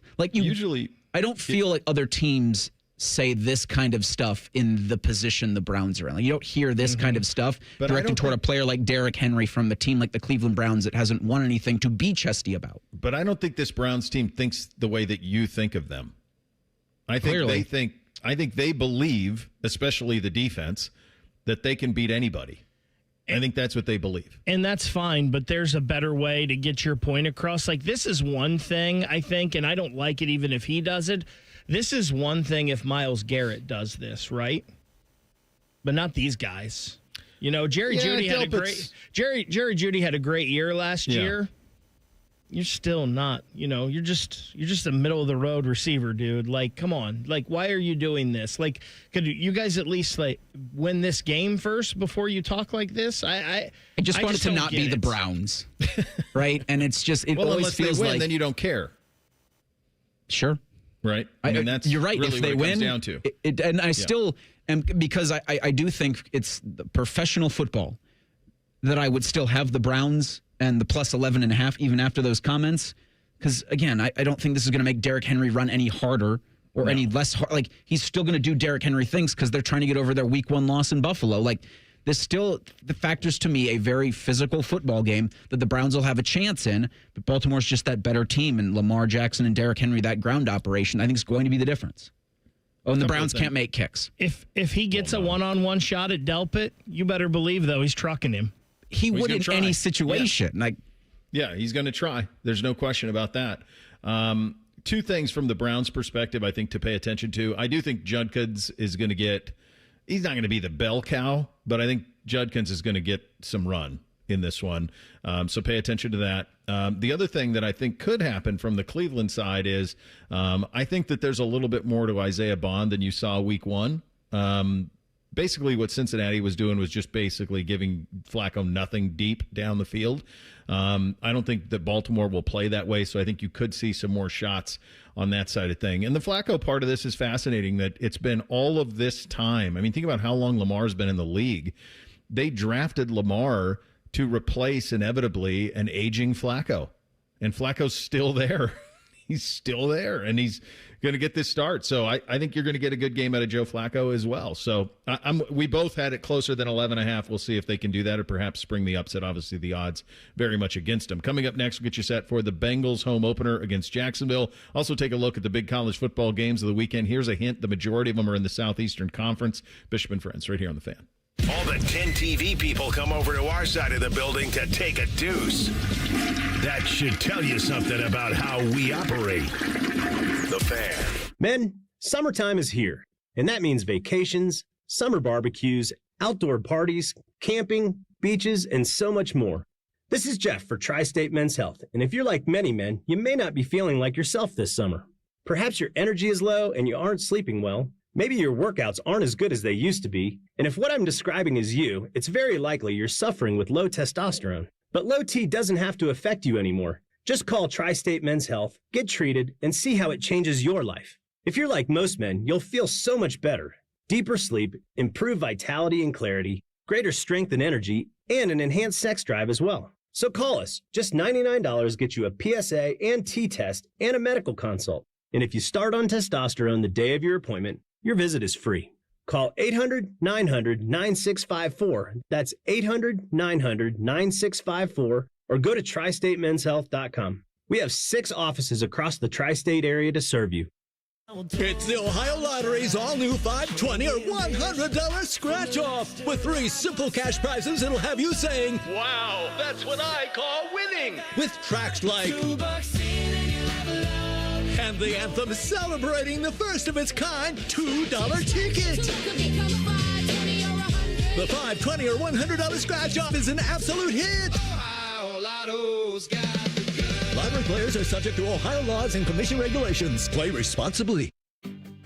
At Kroger Pharmacy, we make it easy to get flu, COVID, and RSV vaccines. They're available at no cost to you with most insurance plans. No appointment needed. And we're open weekdays, weeknights, and weekends. So come and visit us when it's most convenient for you. Kroger Health, a world of care is in store. Vaccines subject to availability. No cost to you with most insurance plans. Check with your plan for eligibility. Restrictions and exclusions may apply. See site for details.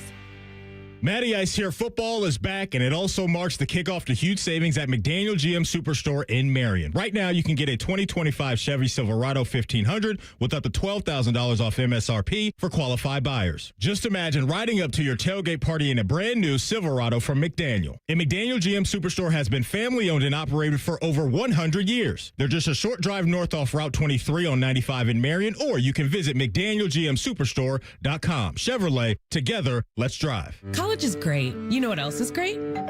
Pizza. which you can buy with your Huntington Bank debit card with the Ohio State University logo. Huntington Bank is proud to be the official consumer bank of the Ohio State University. Let's get more from money. Switch to Huntington Bank. Welcome.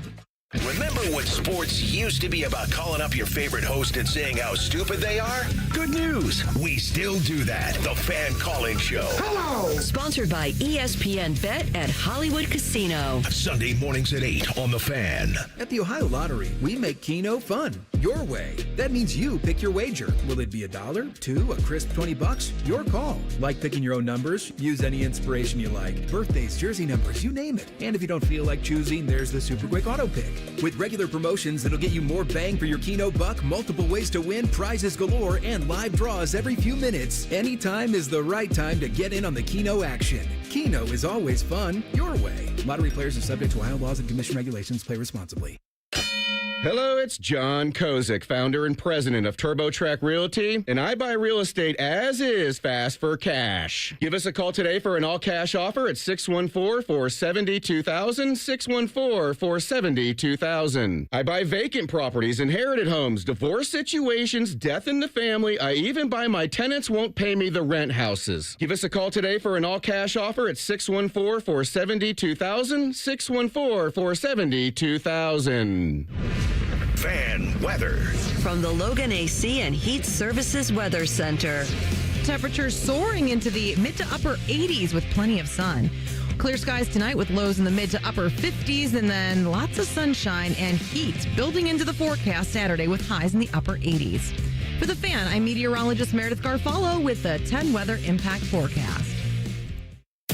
An encyclopedic knowledge of sports and other random things you may or may not care about. I think I found my mentor. Rockman and Ice. Weekdays from noon to 3. The Fan. The friends are the guests and listeners. Reeser and Baker just work here. Back to work. Back to work. Everybody. Work, work, work, work, work, work. You're listening to Bishop and Friends. Indeed you are, and we are sponsored by friends at Diamond Seller, your true jeweler for over 78 years. Bengals back at home or at home for the first time. They take on Jacksonville at home 1 o'clock down in Cincinnati. They weren't great. They really weren't in the game against Cleveland. They were dominated really on every single front, but they got the stat that mattered most, and that was the win. Just 1-11 up until in the first 2 weeks up until that win last week. That gets them to 2-11. They really need to go to 2-0. Every Bengals fan would have circled this start and said you got to be 2-0 coming out of it. They get the Jaguars at home. Jacksonville a little frisky in their win in the opening game last week up against Carolina, but this obviously a much, much bigger task. For Cincinnati, I think it kind of mirrors the Ohio State experience, right? I mean, week one, it was get a win against Texas. For Cincinnati, it was get a win one way or another against Cleveland. And this week, it's about trying to find a way to get this Bengals offense on track. It was obviously off track in a big way last week up in Cleveland. This week, expect something different. Here is Burrow on the talent, but the fact that they have got to they have to produce better this week than they did last. Yeah, like I said last week, you have to go and prove it on every single Sunday you're out there. This is a league about what have you done for me this week. You know, every week the narrative around you shifts depending on how you play on Sunday. So, like I said, we didn't make those plays on Sunday in those spots where typically we do, and we didn't on Sunday. No, they didn't. Negative 23 yards rush, negative 23 yards total in the fourth quarter for that offense. It's hard to wrap your head around. But when you look at their schedule, you see why the importance of a 2-0 start is there. At Minnesota next week, at Denver the following week, then Lions at home, at Packers, Steelers at home. They've got to get to 2-0. They got to. You got to get yourself to 2-0 if you're Cincinnati at this point. We spent so much time talking about, Cleveland and the way that game went on their side of things. Were you surprised at the Bengals' struggles offensively? Not particularly.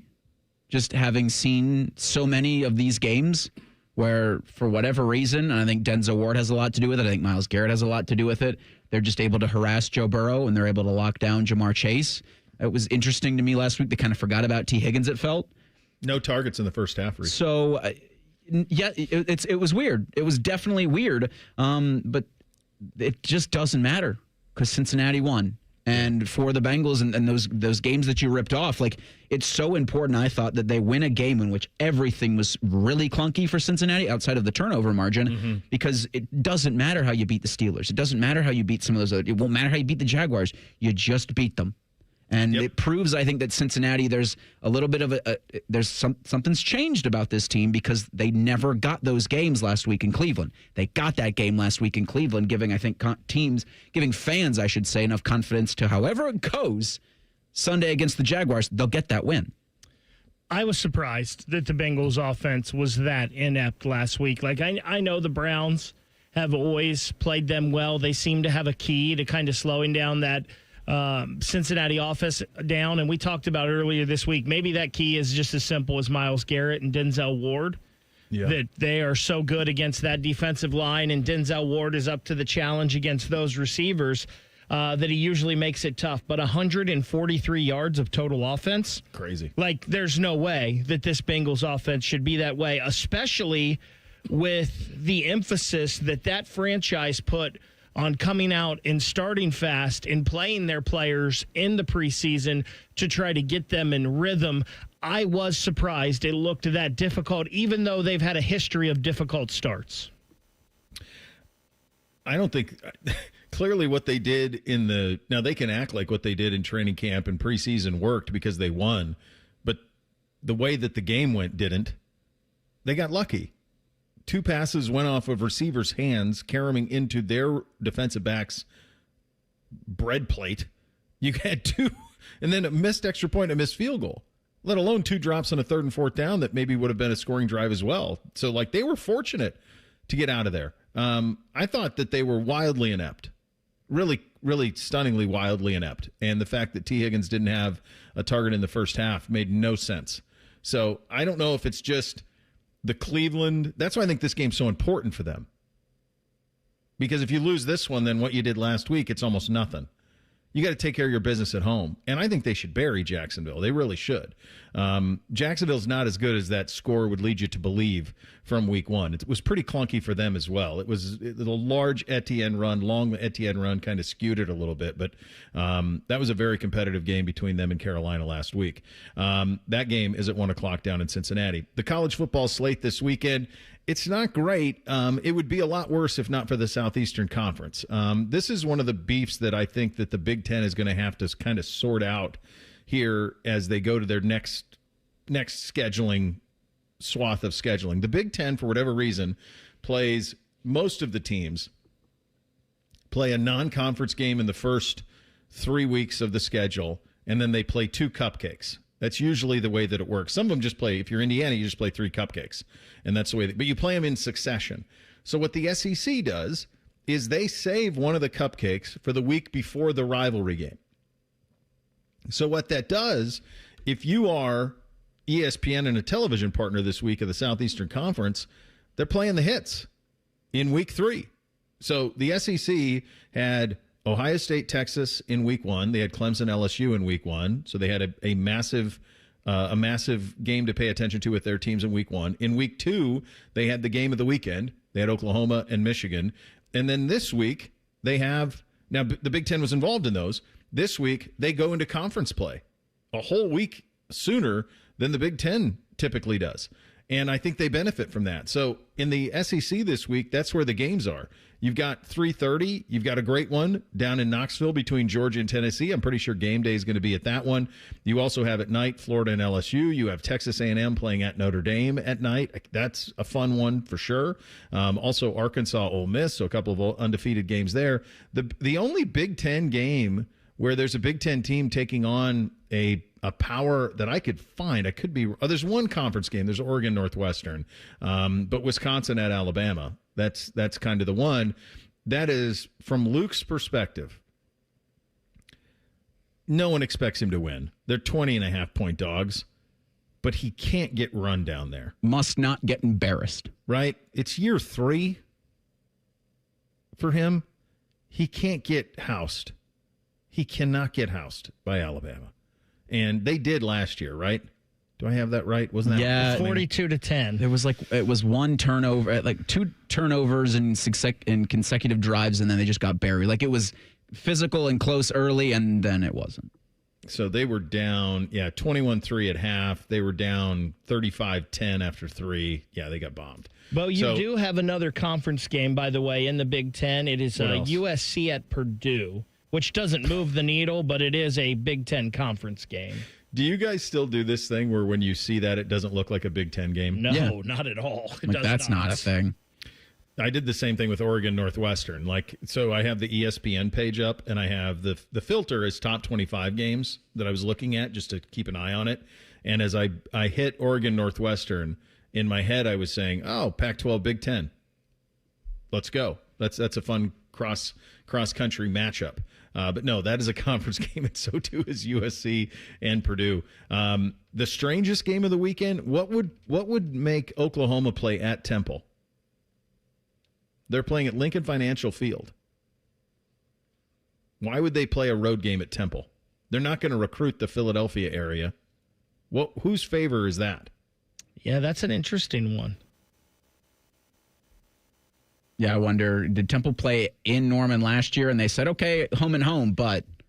Why would you ever do that if you're Oklahoma? Is there somebody in the administration at Oklahoma or the coaching staff that went to Temple, has ties there?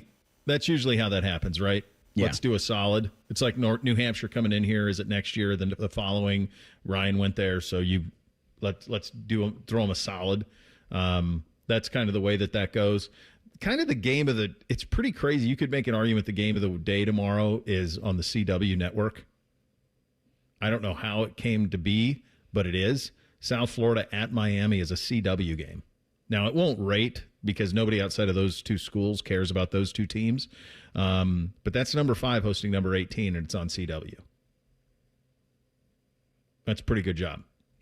Yeah, that's a good get out of them. And obviously, whoever's choosing ACC games went Clemson. They went Clemson. And Clemson and Georgia Tech. But it's a good one. All right, so I just did a quick Google on the Oklahoma Temple thing, and this game was scheduled when Matt Rule was still the coach of the Owls. So it was like a favor to Matt Rule? Well, I guess when Temple was more of a national player, this was back in 2016, they scheduled the 2-for-1 series. Temple would open the 2024 and 2028 seasons in Norman. Oklahoma would play in Philadelphia this Saturday. I wonder what the give a damn for that will be. I just am fascinating to see what the give a damn for that would be in that city. I can't see them filling up Lincoln Financial Field for this. No way. Unless it's all Sooners. Free beer?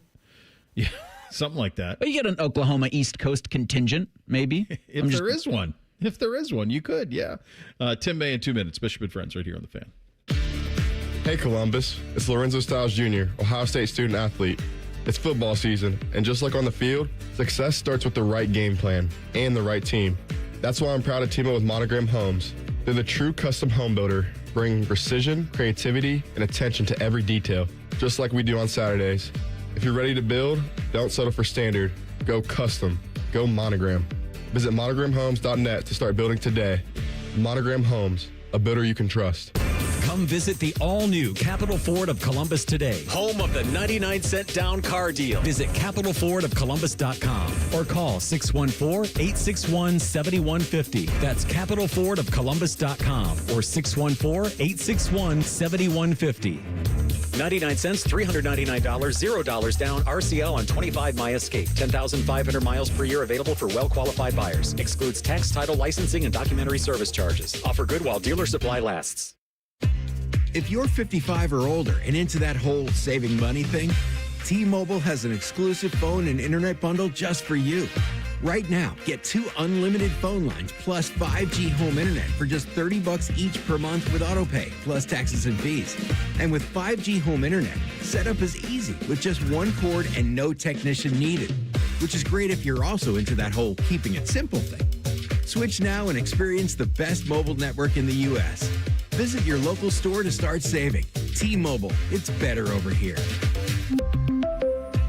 Based on analysis by Ookla Speed Test Intelligence data Q4 2024 to Q1 2025. Ookla trademarks used under license. Unlimited on our network. Customers on voice plan may notice speeds lower than other customers and further reduction if using more than 50 gigs a month due to data prioritization. Video streams and SD on this plan. Home internet pricing after $20 in monthly bill credit plus $5 per line without autopay. Debit or bank account required. See 5G device coverage and access details at T-Mobile.com. Bishop and Friends is sponsored by Diamond Seller, your true jeweler for over 75 years. The Fan, Ohio sports destination. The final season of Yellowstone might just be Bo's dad live on YouTube. What's the difference anyway? This is Bishop and Friends.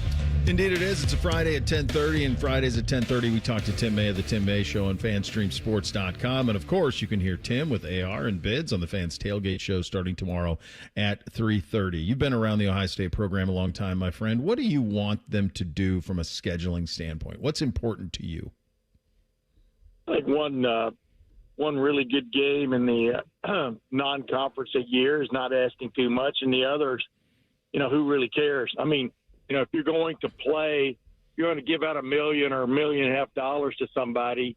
I don't think there's anything wrong with keeping it in state or definitely in the MAC. I think the MAC has done a really well, I don't know if it's done it on purpose, but the MAC, has been a good support younger brother for the Big Ten for a long time and stuff. And so I could see distributing it regionally as opposed to nationally in any kind of thing like that. But, for example, coming up, they're going to be playing New Hampshire. We all know what that's all about.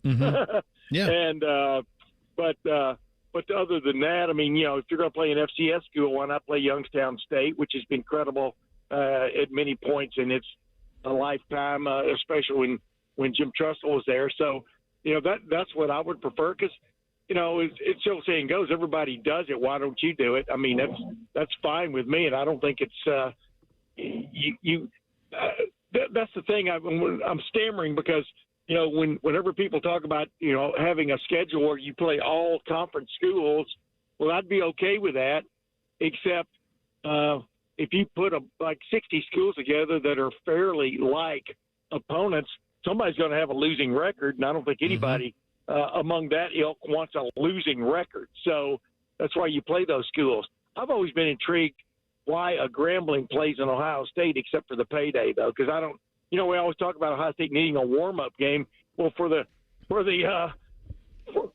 target, the shooting target that is the team that's playing them, I don't know what you get out of it except a big payday because you do get beat up either – on the day of the game or 2 days later, you find out you've been beaten up a little bit and can put a little hitch in your get along. But I've always been intrigued by that. We treat it for Ohio State as a warm-up game and the other guys the punching bag. Yeah, I think the reason Grambling does it, you nailed it, it's for the paycheck. But then the second thing is probably to get some exposure for their band. I mean, that's kind of what it's about. Yeah. And that's I mean, I covered Florida A&M, and that's what they did. They were well aware of the job, and the point is we get the paycheck, and then the other side of it is our band gets exposed to teams that maybe otherwise they wouldn't know that they existed. I mean, that was kind of always their approach. Yeah, bottom line is the band is the attraction. Yeah, right. I mean, that was what was such a bummer. We talked about last week when Florida A&M suspended its band for hazing practices or something before they came to Ohio State, and Kenny Guyton lit them up. Yeah, he did. Which was so at least we got that last week with Grambling. The thing that I think this schedule sets up really well for Ryan Day because he had like this kind of a showcase Super Bowl week 1 against Texas. They win that game, and of course maybe our view would be different if they didn't, but they did. And then you can almost reset and kind of build this towards Big Ten play and kind of build this towards the team they're going to be. I've been saying since camp that I think by the time we get to November that this is going to be a team that spits it around all over the place. And I think they're building towards that. Are you with me on that, Tim, in terms of their approach? Yeah, I was expecting that all along, and that was a really good game last week for Julian Sayin just to sit back there and throw and hit targets, kind of like a skeet shooter. And, let's face it, he did the same thing against Texas. They just didn't want to open it up like maybe they could have. But when you get up 2 touchdowns, you don't mess around in a game like that, right? And yeah, I mean, I think this is a perfect schedule. Perfect schedule, I say, but, dude, their next game after a bye week is at Washington. And that's going to be no cupcake. It's no cupcake of a trip and definitely no cupcake of an opponent. I mean, they're jumping right into maybe not the deepest of ends, but they're well past the shallow end of the pool with that one. Well, I think it's in the Big Ten, and I know we've been out there before, and I know you've been to games out there. I would put it as a road venue below Penn State, below Autzen, but not much. Yeah, but it used to not be. Yeah, it used to not be. It used to be before Autzen got its sound system straight. It used to be. It used to be the place to go. And like you said, having been out there several times, I mean, the overhang of the stadium, et cetera, maybe make it louder in the press box than it does on the field. I don't know. Just like Autzen, it was an open press box. You kind of going, I have never been in a stadium that's this loud before ever, and that lived up to the hype. But it's going to be for a lot of guys, still getting their feet wet to a certain extent. It's going to be quite the experience, including for your quarterback. Yeah, that's why I think it's kind of perfect, because then you get this massive road test with the noise, and it's probably gonna be a 3:30 game local for us, 3:30, 12:30 for them. So they probably won't have quite the same zest if this was a night game out there, but they'll still have quite a bit of juice in the air for them. In terms of this one, when you cover games like this, what are you looking for? 31.5 point favorite. Just like last week, I'm looking forward to you perform up to expectations, meaning, if you have a few things that go over the top, that's great. But, is everybody up for the game? That's why I asked Jeremiah Smith about that after the game last week. I mean, they were a 55-point favorite, but they played like the big brother, except the big brother that doesn't get to let the little brother do anything, as opposed to let him kind of live. And, are you going to play up to your standards? And I know Ryan Day and them, I'm sure, think the same thing. I mean, there are a lot of responsible young men on this football team, man. Just like last year, I'm impressed. I was impressed by the approach they took against Grambling last week, because they did pretty much anything they wanted to do, but they did it with precision. There's a big difference between just having a guy break off, 4 80-yard runs and boom, you're done. Mm-hmm. I mean, they did it with precision. That's what you want to do tomorrow, is do everything you do, as basically as well as you can do it up to this point and with precision. And I expect that from them. They got a quarterback in Julian Sand, my friend, who throws strikes. Yep. And when you put the ball in play, it's like, if you ever help coach your kids' little baseball teams, all you want the pitcher to do is throw strikes, not get fancy, and make the other team have to deal with it. So I expect the same thing tomorrow. I don't see Sayin suddenly going off the beam. No, I don't think. I think maybe it was Gerd maybe did like a study of this, but it was like 39 throws for Julian, every single one of them on target except a one where he was spiking it to kill the clock. Yeah. Other than that, everything's been. But even that one was on target if you study it. It was. Yeah, it was. No, even his interception, the problem he had with his interception was it was on target, but everybody knew where the target was. So, it was a little late. It was a little bit late, but it was where it needed to be. Exactly. As you've watched college football through the first, 2.5 weeks, you had week 02. Is there a team that you're impressed with maybe more than is getting the attention it deserves? Yes. I mean, I think, dude, in this age when you can just kind of like not snap your fingers, it takes effort to get into the transfer portal and get guys. I think Florida State has been very impressive the way they've come back from the depths, from going from the heights to the depths and now back. I think they've got two lines, offensive and defensive lines, that get after you. And that's what, number one, you look for in a team. I think Florida State right now has my award for best rebuilt team or best restructured team in the nation at this point. I don't know if you agree or not. Obviously, South Florida has been quite impressive, Yeah. For Florida State, to me, man, wow. I mean, they could have been given up for dead, and they're not. Well, it was a critical year for Norvell there, too, because you come off of the heartbreak Oh, yeah. of being undefeated and left off, and then the season goes in the tank last year. And, you know, in modern college football, they're kind of the example, Tim, of I don't think that they can, like, go at it like that in the portal every year. I just don't think they have the financing for it. So it's one of these things where, like, maybe every other year or 2 out of every 3 years, really put your chips in. And this feels like a chips into the middle of the table year for them. They've been better than Clemson. Clemson showed us nothing through 2 weeks. Oh, absolutely. And the bottom line is, yeah, you can't do it every year, but, you know, it proves you can restructure a football team just like Cignetti did last year at Indiana.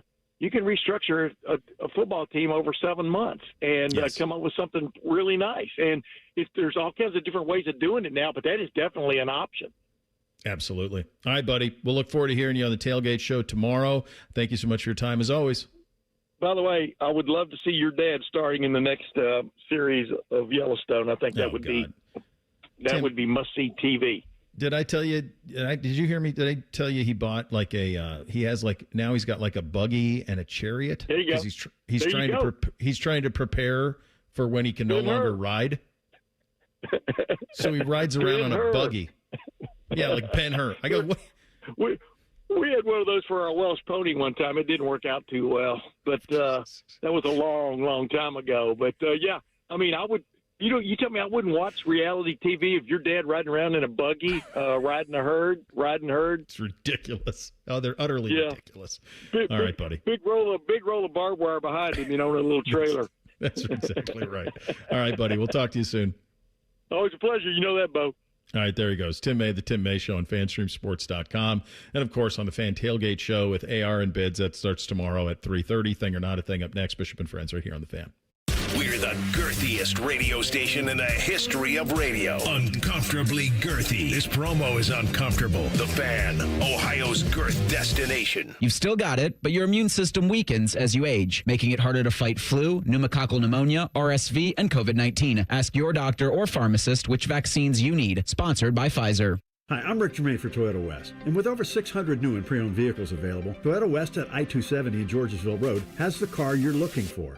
And right now at Toyota West, take advantage of 0 down and 0 payments until 2026. And every pre-owned vehicle comes with a 72-hour exchange policy plus a 3-month warranty for qualified vehicles. Come see us at the Germain Auto Mall on Georgesville Road or get started today at ToyotaWest.com. Offer expires 9/30. No payments for deferred payment. Interest accrues at time of inception with approved credit. Listen up. ESPN Unlimited is now included at no extra cost with Spectrum TV. Spectrum gives you everything from ESPN, live games, original series, top analysis, and more. Spectrum is really stepping up with this offer, and you get more of me, Stephen A. Smith. Get your act together and go to spectrum.com/entertainment for details. ESPN Unlimited and more popular streaming apps are included at no extra cost with Spectrum TV. Restrictions apply. Script Ohio necklaces, Blocko earrings, Ohio State bangles, and more. You'll find an exclusive collection of luxury Buckeye jewelry you'll love at the Diamond Cellar, starting at $99. Show your Buckeye love at the Diamond Cellar, proud sponsor of Ohio State Athletics.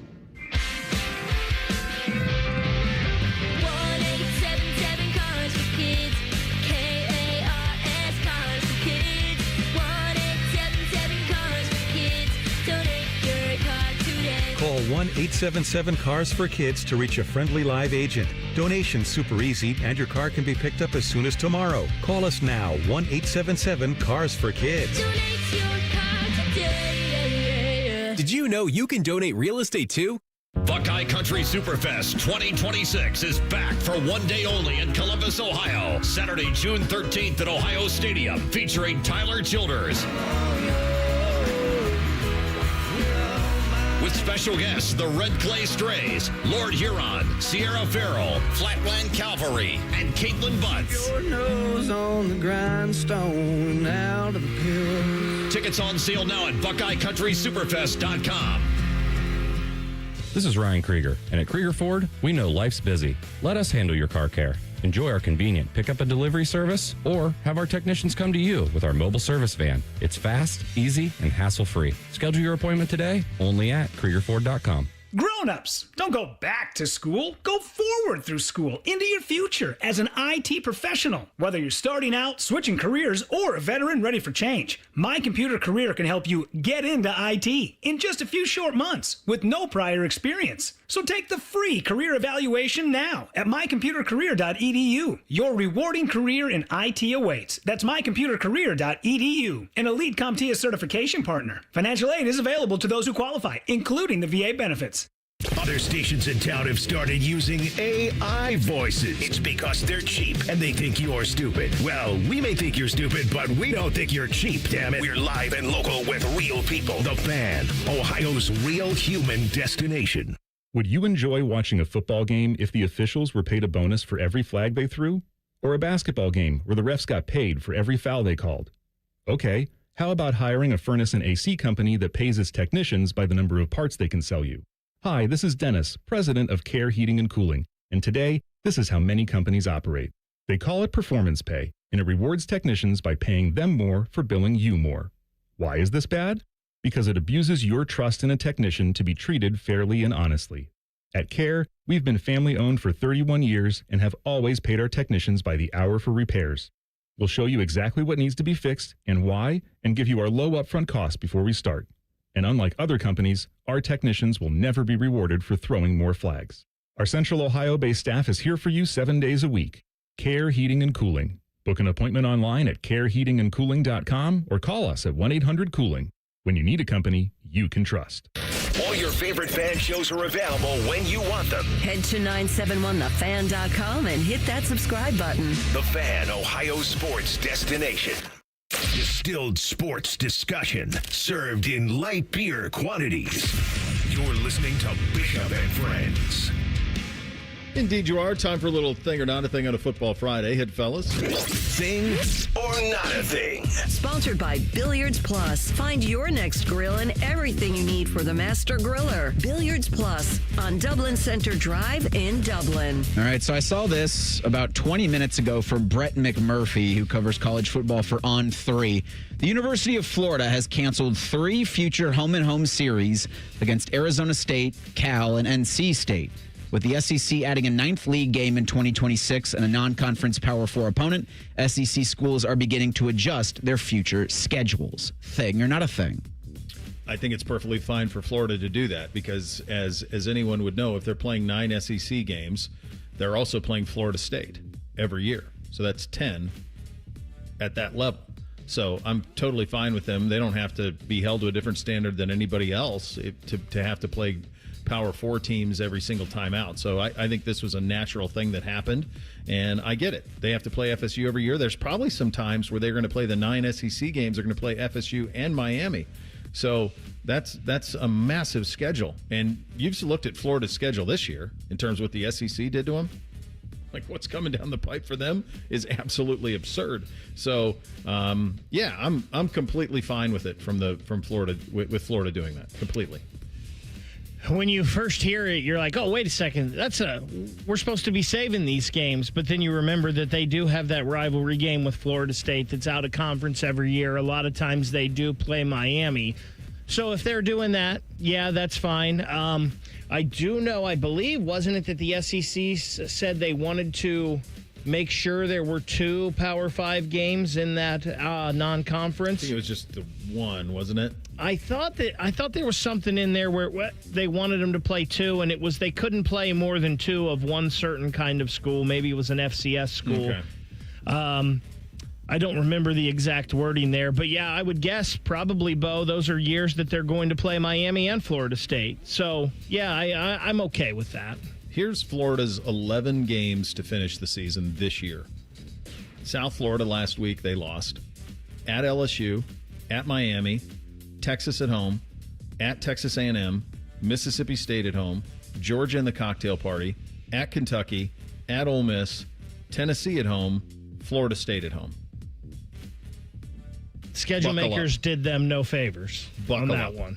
That is he's going to be lucky to get to 5 wins. I mean, that's murderer's row. Speaking of NC State, they played Wake Forest last night, and during the game, you'll notice there was billowing smoke all over the stadium. Well, a food truck caught fire, causing smoke to flow into the stadium. It was Chalk's Barbecue. Their food truck caught on fire, and here's what it sounded like on ESPN. All right, so we're back here, 3rd and 1, 3rd and inches. You see the smoke here at a Legacy Stadium. There's actually a food truck behind the stadium. Right here, you see the flames on it that's causing the smoke and the fire. My man's got a fire extinguisher. We'll update you on that, but first things first. Will Wilson still in, 3rd and inches. NC State would go on to win that game at Wake Forest 34-24. Thing or not a thing? Well, I guess before I can answer that question, what was the end result of the fire truck or the food truck on fire? What did we get it put out? Is everybody okay? So I thought this was funny. They showed a picture of the guy, and he had a fire extinguisher there. Yeah. And he's trying to put it out, but like nobody's running to help this guy. No one gives a hand? Do anything. Like people are just standing there, like the cameraman's like, "Oh, I'm just gonna watch this," and nothing. Nobody's running to help this guy. Dang, man. I think they got it put out. Trying to give you some barbecue. I think that call there is so funny. It kind of gave me, and it's a totally different respect in the way they were, but it kind of reminded me of the Tom Brenneman. Like, it's come to my attention. I made some remarks. Oh, no. A deep drive to There left was a deep field. drive by Castellanos Castellanos. home run, and I will no longer be on the broadcast. Like, it's just like, hey, there's a fire. Back to the action. Right. One of the other cool things from last night's broadcast, and this was kind of the pregame for Thursday Night Football, was the ACC allows ESPN to go into their replay review, their replay booth. Okay. So you get to hear what the officials are saying back to one of their command centers about should this play be overturned, should this penalty be upheld, and so you kind of got a real cool, transparent look at how that officiating goes. Nice. Yeah, I like that. Wasn't it the UFL that did that first? Like whenever there was a review, they had the production in there, listening to them, what they were talking about, all that. And that's one of those things where I think those spring football leagues were a good thing because they could try things that maybe the NFL couldn't afford to try, or college football, and they can say, hey, that kind of worked. Let's incorporate that in our broadcasts. They're willing to make mistakes. Mm-hmm. Like, and that was, I think a lot of innovation came from it. All right, we're going to do choose your path here. Dolphins players only meeting or a Kawhi Leonard update?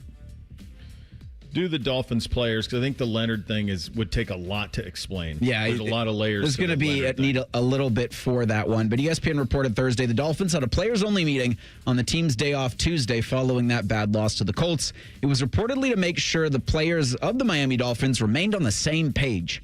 After the game, Tua Tagovailoa said he was looking forward to seeing which of his teammates showed up Tuesday to watch film. He told reporters that he was happy with that turnout.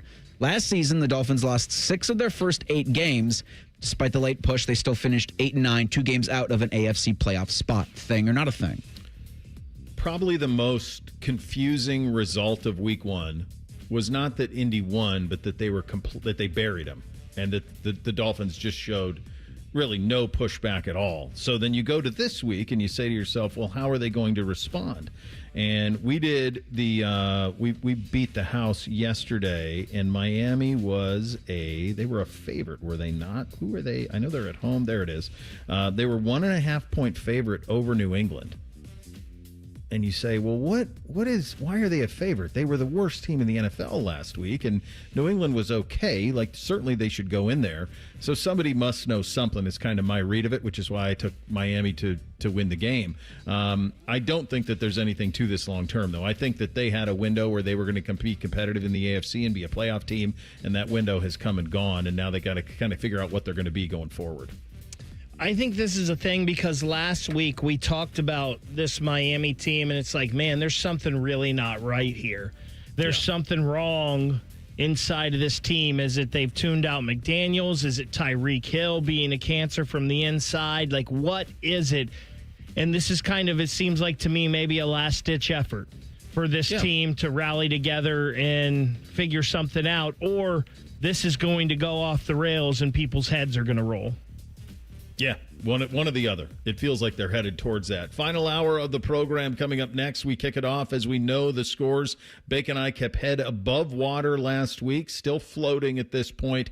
This is a tricky week of scores, though. Really tricky. A lot of big numbers in here. Those always make you nervous. We'll do our best coming up next. Bishop and Friends right here on The Fan. Question from a listener. Do you dopes ever get tired of talking about Ohio State? No. The Buckeye Show. Weeknights at 6. The Fan. Come visit the all-new Capital Ford of Columbus today. Home of the 99-cent down car deal. Visit capitalfordofcolumbus.com or call 614-861-7150. That's capitalfordofcolumbus.com or 614-861-7150. 99 cents, $399, $0 down, RCL on 25 My Escape. 10,500 miles per year available for well-qualified buyers. Excludes tax, title, licensing, and documentary service charges. Offer good while dealer supply lasts. It's always a good day at the Nationwide Children's Hospital Championship. September 18th through 21st at the Scarlet Course. PGA Tour's rising stars compete, Hub 13 drink specials, and more. Get free tickets today at ncc-golf.com. Ready to ride the waves or hit the road for less? Refinance your boat or motorcycle loan with CME and let them try to beat your rate by 1.5% APR. Enjoy no payments for 90 days and rates as low as 6.25% APR. It's never been easier to lower your rate and free up cash. Make the smart move. Refinance with CME today. Terms and conditions apply. Minimum floor rate of 6.25% APR. Federally insured by NCUA. Visit CMEFCU.org for additional details. Get the MVP, more value price from Coughlin Chevrolet. Lease a new 2026 Chevy Trailblazer, only $198 a month. New 26 Chevy Equinox, $239 a month. Or a new 26 Silverado, just $399 a month. Visit CoughlinChevrolet.com. Together, let's drive. 36-month lease with $39.99 due at signing, plus tax, title, and license. 10,000 miles per year, 25 cents per mile over. See dealer for details. Ends 9/30/25. IKEA is celebrating 40 years of making home dreams possible in the U.S. Visit us in store September 3rd until the 23rd for limited time offers and experiences like our Ortianda streetwear collection, our new Tilvercott furniture, daily chances to win gift cards, and more. Come celebrate 40 years of meatball-fueled shopping, brave attempts at our Swedish names, and the inexplicable need for stylish modern design. Offer valid September 3rd through September 23rd, 2025. U.S. only while supplies last. Selection may vary. See store and ikea.us.com for details. Restrictions apply. Common Man here for Hollywood Casino and the ESPN Bet Sportsbook. Timmy, it's football season. That means winning and fun. Oh, yeah. We have tailgate buffets for all of our watch parties. The 3 apps for $12 special. $25 Miller Lite buckets. And don't forget the crab legs. That's extended through September. So reserve a table at HollywoodColumbus.com. And how about this for new members? Sign up for the rewards program on the Penn Play app. Get a $20 dining credit. And you get more crab legs. Gambling problem? Call 1-800-GAMBLER. Hey, crab legs. Crab leg problem? Call 1-800-CRAB-LEGS. Toyota gives you the power of choice. Now through September 30th, get 4.75 APR financing on a stylish new 25 Corolla or 5.75 on Corolla Hybrid. Excludes Corolla Cross and GR Corolla. Or lease a gas-powered 25 Corolla LE for $199 a month for 36 months with $36.99 due at signing. With approved credit through TFS, tax, title, and license extra. Call 1-888-36-TOYOTA for details or go to Toyota.com. Toyota, let's go places. All the folks at Buckeye, night or day. The water's standing in the tub. My toilets will not flush. The smell's getting bad in here. I need help in a rush. Clogged drain, no problem. It's 93 or free. I'll clear any drain or you don't pay with a 1-year guarantee. It's 93 or free. Guaranteed. Call 614-683-9911. Call the folks at Buckeye, night or day. Realtors usually charge you 6% to sell your house, but not my guys at Sell for 1% Realtors. They take 1%. It's in the name. And this is full service. No shortcuts, no for sale by owner crapola. They do it all. Call 614-451-6616. If you're 55 or older and into that whole saving money thing, T-Mobile has an exclusive phone and internet bundle just for you. Right now, get 2 unlimited phone lines plus 5G home internet for just $30 each per month with AutoPay, plus taxes and fees. And with 5G home internet, setup is easy with just 1 cord and no technician needed, which is great if you're also into that whole keeping it simple thing. Switch now and experience the best mobile network in the U.S. Visit your local store to start saving. T-Mobile, it's better over here. Based on analysis by Ookla of Speed Test Intelligence data Q4 2024 to Q1 2025. Ookla trademarks used under license. Unlimited on our network. Customers on voice plan may notice speeds lower than other customers and further reduction if using more than 50 gigs a month due to data prioritization. Video streams and SD on this plan. Home internet pricing after $20 a monthly bill credit plus $5 per line without autopay. Debit or bank account required. See 5G device coverage and access details at T-Mobile.com. Broadcasting from the Lindsay Honda Studios. Honda makes the cars. Lindsay makes the difference. Visit lindsayhonda.com. WBNS-FM, HD1 Columbus. Good morning. I'm Eric Reeser. Top-ranked Ohio State's a 30.5-point favorite, hosting Ohio University tomorrow night at 7. It's the 8th all-time meeting between the two schools. You'll need Peacock to see the game. We'll have it for you on the Fan with Ohio State Sports Network coverage starting at 5:30. Bobcats are 1-1 on the season after beating West Virginia last week in Athens. OU lost at Rutgers in Week 1, 34-31. Ohio State's 2-0 after wins over Texas and Grambling State. Buckeyes will be on a bye next week. On the field tonight in Bloomington, number 22 Indiana hosts Indiana State at 6:30. In the NFL last night, the Packers beat the Commanders 27-18, and it's Week 4 of the high school football season. The Fan's going to be in New Albany tonight as the Eagles host Upper Arlington with coverage at 6:30. Following that game, Ryan Baker and Lee Cochran hit the Fan for high school overtime. This update sponsored by Behind the O. Buckeye fans, Behind the O is now in the App Store. Free for fans, NIL for athletes. Download Behind the O in the App Store today. Have you already started your tailgate? Us too. It's Football Friday. Sponsored by Tansky Sawmill Toyota. Your home of the Buckeyes, the Fan.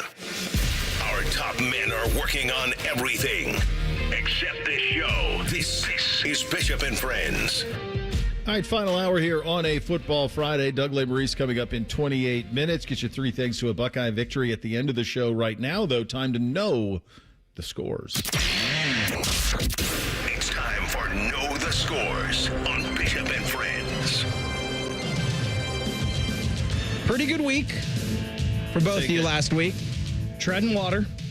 It's been a pretty good start to the college football season. Both of you were 6-5 last week. Bo 13-9 overall. Baker 14-8 through 2 weeks.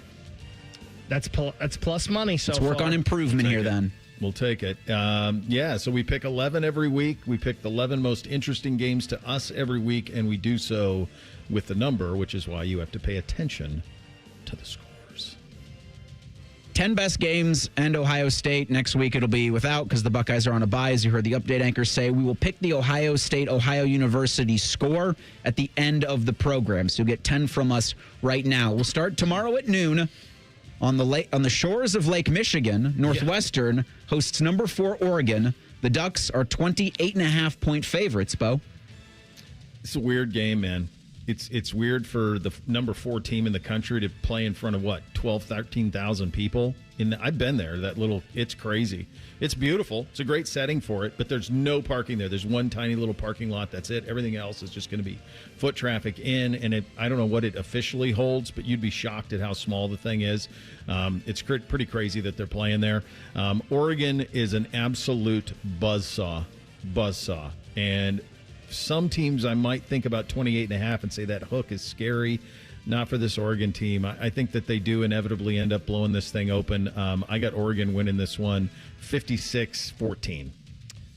So Oregon has an argument that they're the most impressive team so far this country. It's right there with Ohio State, with Oklahoma, I think, with South Florida possibly. They're right there with maybe the 2 best-looking performances so far. Mm-hmm. It was 27.5 last week against Oklahoma State.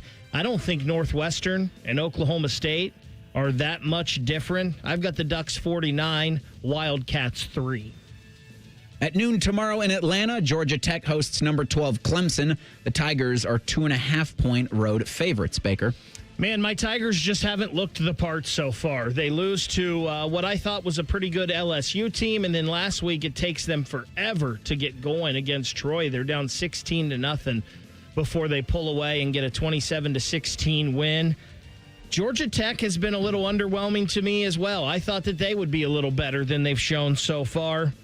2.5, though, I don't think that's enough. I think Clemson covers. Give me the Tigers 27-20. Yeah, I just think, like, if not now, when Clemson, like 2.5, you can't go to Atlanta and beat Georgia Tech by more than a field goal. Georgia Tech looked okay in their win against Colorado in the opener. Clemson's been really clunky, but I don't think it's so clunky that they're derailed. I like Clemson going in there and getting a win as well. Give me Clemson 31-20. At noon tomorrow in Tuscaloosa, number 19 Alabama is a 21.5-point favorite hosting Washington, Bo. Or Wisconsin is who Alabama is hosting tomorrow, Bo.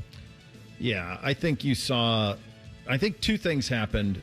Number one, Florida State is a little better off than anybody thought, probably including Alabama in week 1.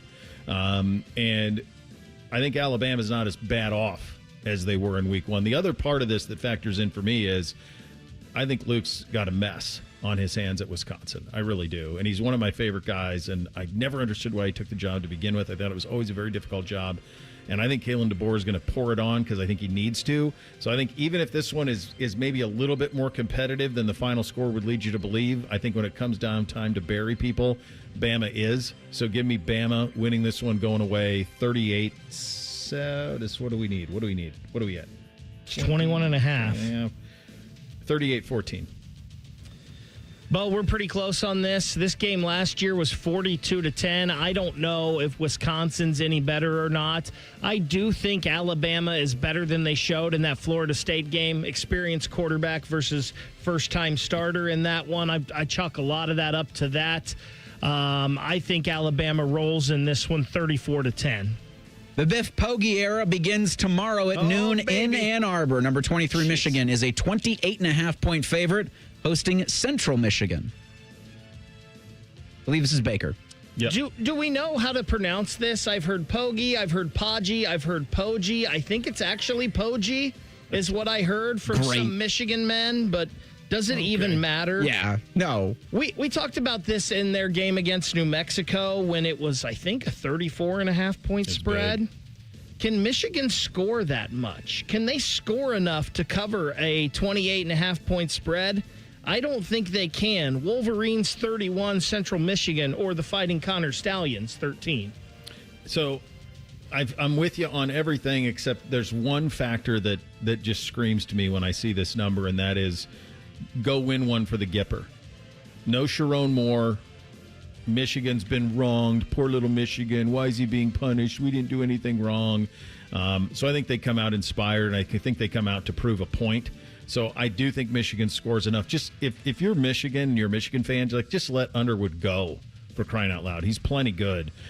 So I got Michigan winning this one 38-7. They can't do that to their co-conspirators. Does Biff Poggi shed a tear in the postgame? This is for you, Sharon. At 3:30 in Knoxville, number 15 Tennessee is a 3.5-point home dog to the Dogs of number 6 Georgia. Yeah, I'm going to have to see it from Tennessee. You beat Georgia on Saturday, then I'll believe. I don't believe that they will. I think Georgia wins kind of a slugfest game. I think it's right on the number. The hook scares me a lot, but I'll take Georgia 21-17. So I'm with you, Bo. Tennessee's kind of looked okay this year, but to me, they're still same old Tennessee. Georgia 27, Tennessee 21. 3:30 tomorrow in Lubbock. Number 21 Texas Tech is a 23.5-point favorite hosting Oregon State, Baker. So Texas Tech has scored a lot of points so far this year, but they have played nobody. I think Oregon State's a nobody. Texas Tech 53, Oregon State 24. It saddens me because this is one of the more, this is kind of a fun little quirky program, Oregon State. They played in BCS games. Ocho Cinco played there, Hushmanzada. They've had some fun players through the years. And it just sucks because they don't have a home now. And so them and Washington State are playing these crazy schedules. Unfortunately, Oregon State just built a new stadium, Riser Stadium, on campus. They invest in the program. They care about it. Not the way Texas Tech does, and unfortunately not because they're not in a conference. I keep seeing the Texas Tech money booster all over the TV telling me we got to fix college sports. Well, he did with his pocketbook. I'm with you. Texas Tech by $1 billion, 56-7. Tomorrow at 4:30, following a 12-hour One Tree Hill marathon on the CW network, number 5 Miami is a 17.5-point home favorite against number 18 South Florida. The one kid in that show could shoot. I watched a few episodes of that with NBC this summer. The one was a pretty good basketball player, the dark-haired one. The other kid was absolutely terrible. Look, I've done well with South Florida the first 2 weeks just because I just think they're better than people give them credit for, and I think that's the case here too. I like Miami winning this game, but I think it's competitive. Give me Miami 31, South Florida 21. 17.5 is way too much in this one. I don't think Boise State's terrible. South Florida throttled them. They beat Florida last week. Everything in my being wants to pick the former Buckeye, Alex Golish. Let's go, baby. To win this game, but they're not going to. Miami 21, South Florida 20. At 7 o'clock in Oxford, the Mississippi kind, Ole Miss hosts Arkansas. The Rebels are 6.5-point favorites. Baker. You know, Arkansas has played pretty good so far, but kind of like Texas Tech, they have played nobody. I don't think Ole Miss is a nobody. Give me the Rebels in Lane Kiffin. 34, Arkansas 24. Yeah, same. I see it the same way you do, almost an exact same score as you, 31-21, 34-17, something like that. I get Ole Miss, too. 7:30 in the Purple Death Valley. Number 3 LSU is a 7.5-point home favorite hosting Florida. Oh, Billy Napier, do you have belief in your program or not? And then furthermore, is LSU capable of blowing anybody out? I think it's the hook that brings me back on this one. I think LSU does win this game inevitably, but I think it's close. I like LSU beating Florida 24-17.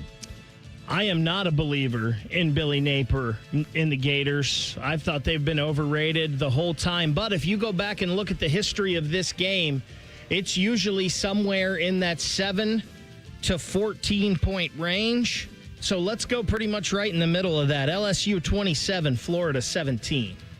And the final game we will pick in this segment is 7:30 tomorrow night in South Bend. Number 8 Notre Dame is a 6.5-point home favorite, hosting number 16 at Texas A&M. Chris Carr, I got to be honest. I believe in you. You impressed me in that first game against Miami. I don't believe in you by 6.5 points, though. Fighting Irish 27, Aggies 24. This just, I mean, the last time they played last year down in College Station, wasn't it just a total slugfest game? When the two of them hooked up, I want to say it was neither team was in the 20s. I could be wrong. Texas A&M first 2 timeouts. They haven't really played anybody. UTSA, Utah State, they went 40s to the 20s. Last year, this game was ultra competitive. I think it's a slugfest again. I think Notre Dame gets its ground game going a little bit. But do you have the score baked last year? Yeah, Notre Dame won 23-13. Oof. And I'm going to try to pull up and see the. I think I'm going with you. You had Texas A&M covering. Yes, I do. Yeah. I have it a 3-point game. I think it's in that vicinity too. I think it's 24-18 or something like that. I think Notre Dame wins, but it's close. Bo, to your point, this game was tied at 13. Notre Dame scored with 1:54 left to go up 20-13. Then they kicked a field goal with 30 seconds left. So yeah, this was a close game.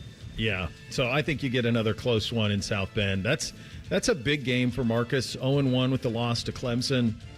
Can he kind of right it a little bit?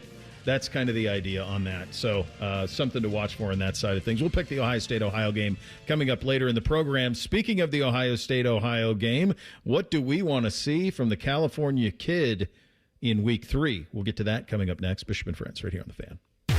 We have so many local shows, I can't fit them in a 10-second promo. So let's just say we're live and local all damn day. The Fan. Hi, I'm Rick Germain for Toyota West. And with over 600 new and pre-owned vehicles available, Toyota West at I-270 and Georgesville Road has the car you're looking for.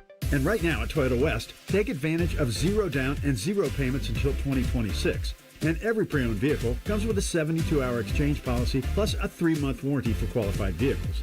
Come see us at the Germain Auto Mall on Georgesville Road or get started today at ToyotaWest.com. Offer expires 9/30. No payments for deferred payment. Interest accrues at time of inception with approved credit. Common Man here for Weed Man. I have the greenest lawn in the neighborhood every single year. And the reason why is water and Weed Man. Good news, I'm only selling you one of them. Fall is the perfect time to improve your lawn for next year. The work you do or don't do now is directly reflected next spring. If you want a beautiful spring lawn, it starts now, not next April. Now through the end of September, mention the promo code Common Man and get a free blanket weed control with the purchase of a full program. For a free quote, go to weedman.com. That's weedman.com. Reds fans, now is the time to get your 2026 season tickets. Join us at Great American Ballpark on Saturday, September 13th for a special Select-A-Seat event. You can decide where you sit to watch your Reds play in 2026. Purchasing a season ticket membership is the best way to guarantee access to postseason, opening day, and members-only benefits. For more information on how you can attend the Select-A-Seat event on September 13th, visit reds.com/select. Bet365 is paying out before the final whistle. Check out Bet365's unrivaled early payout offer. When you bet on a team to win and they take a 17-point lead, you get paid no matter the final score. Forget the final whistle and start counting that cash. Hold up. You get early payout on parlays, too. Download the app and see why it's never ordinary at Bet365. Gambling problem? Call 1-800-GAMBLER. 21 plus only. Must be physically located in Ohio. T&Cs apply. Hi, I'm Dr. John Runyon from Runyon Dental Group. Are you missing teeth or do you have uncomfortable dentures? Dental implants can not only transform your smile, they can restore your confidence and allow you to eat those foods you love that you've been missing. When I was in my early 30s, I was in a similar situation needing complex dental work and dental implants. I understand all the emotions that you're feeling because I've been the patient and I know that we can help you. Schedule a free consultation today at runyondentalgroup.com. That's runyondentalgroup.com. Hi, I'm Coach Ryan Day, and I've seen firsthand how tough and resilient kids can be. But I've also seen the struggles that aren't always visible. Mental health challenges are real. That's why I'm proud to partner with the Kids Mental Health Foundation. Together, we're helping parents, teachers, and coaches talk to kids about mental health before there is a concern or crisis. Start making kids' mental health a part of every day with free tools and resources at kidsmentalhealthfoundation.org. Other stations have crappy ratings and they wonder why no one listens. So instead of investing money in local talent, they fire people and plug in AI voices. Gee, real entertainment. Well, all of our dummies are real, damn it. The Fan, Ohio's real human destination. The Ohio Lottery's new $5 scratch-off Win Big has a top prize of $100,000. And with the Ohio Lottery app, all non-winning tickets can be entered into a My Lotto Rewards second chance promotion to win Cleveland or Cincinnati football tickets or even a trip to football's biggest game. And that's more exhilarating than a cooler of sports drink dumped on you. So exhilarating. Win big from the Ohio Lottery. A celebration waiting to happen. Lottery players are subject to Ohio laws and commission regulations. Play responsibly. Fraud in government is a crime, and it robs taxpayer dollars. I'm Ohio Auditor of State Keith Faber, and my job is to catch people that lie, cheat, and steal, report suspicious behavior, and help stop fraud. Learn the red flags, speak up, and protect your tax dollars by calling 1-866-FRAUD-OH. The ONN Daily Podcast. Get a recap of all the day's news from across the state. The ONN Daily Podcast. Listen at onnradio.com or wherever you download your favorite podcasts from the Ohio News Network. Fan weather. From the Logan AC and Heat Services Weather Center. Temperatures soaring into the mid to upper 80s with plenty of sun. Clear skies tonight with lows in the mid to upper 50s and then lots of sunshine and heat building into the forecast Saturday with highs in the upper 80s. For the Fan, I'm meteorologist Meredith Garfalo with the 10 weather impact forecast. We are your radio home for the Buckeyes, Browns, and all the NFL games you can handle. We may have a bit of a football problem. Oh, yeah. The Fan, Ohio sports destination. We'll read your emails on the air, but we won't tell you where to send them. Hey, we're not doing all the work for you. This is Bishop and Friends.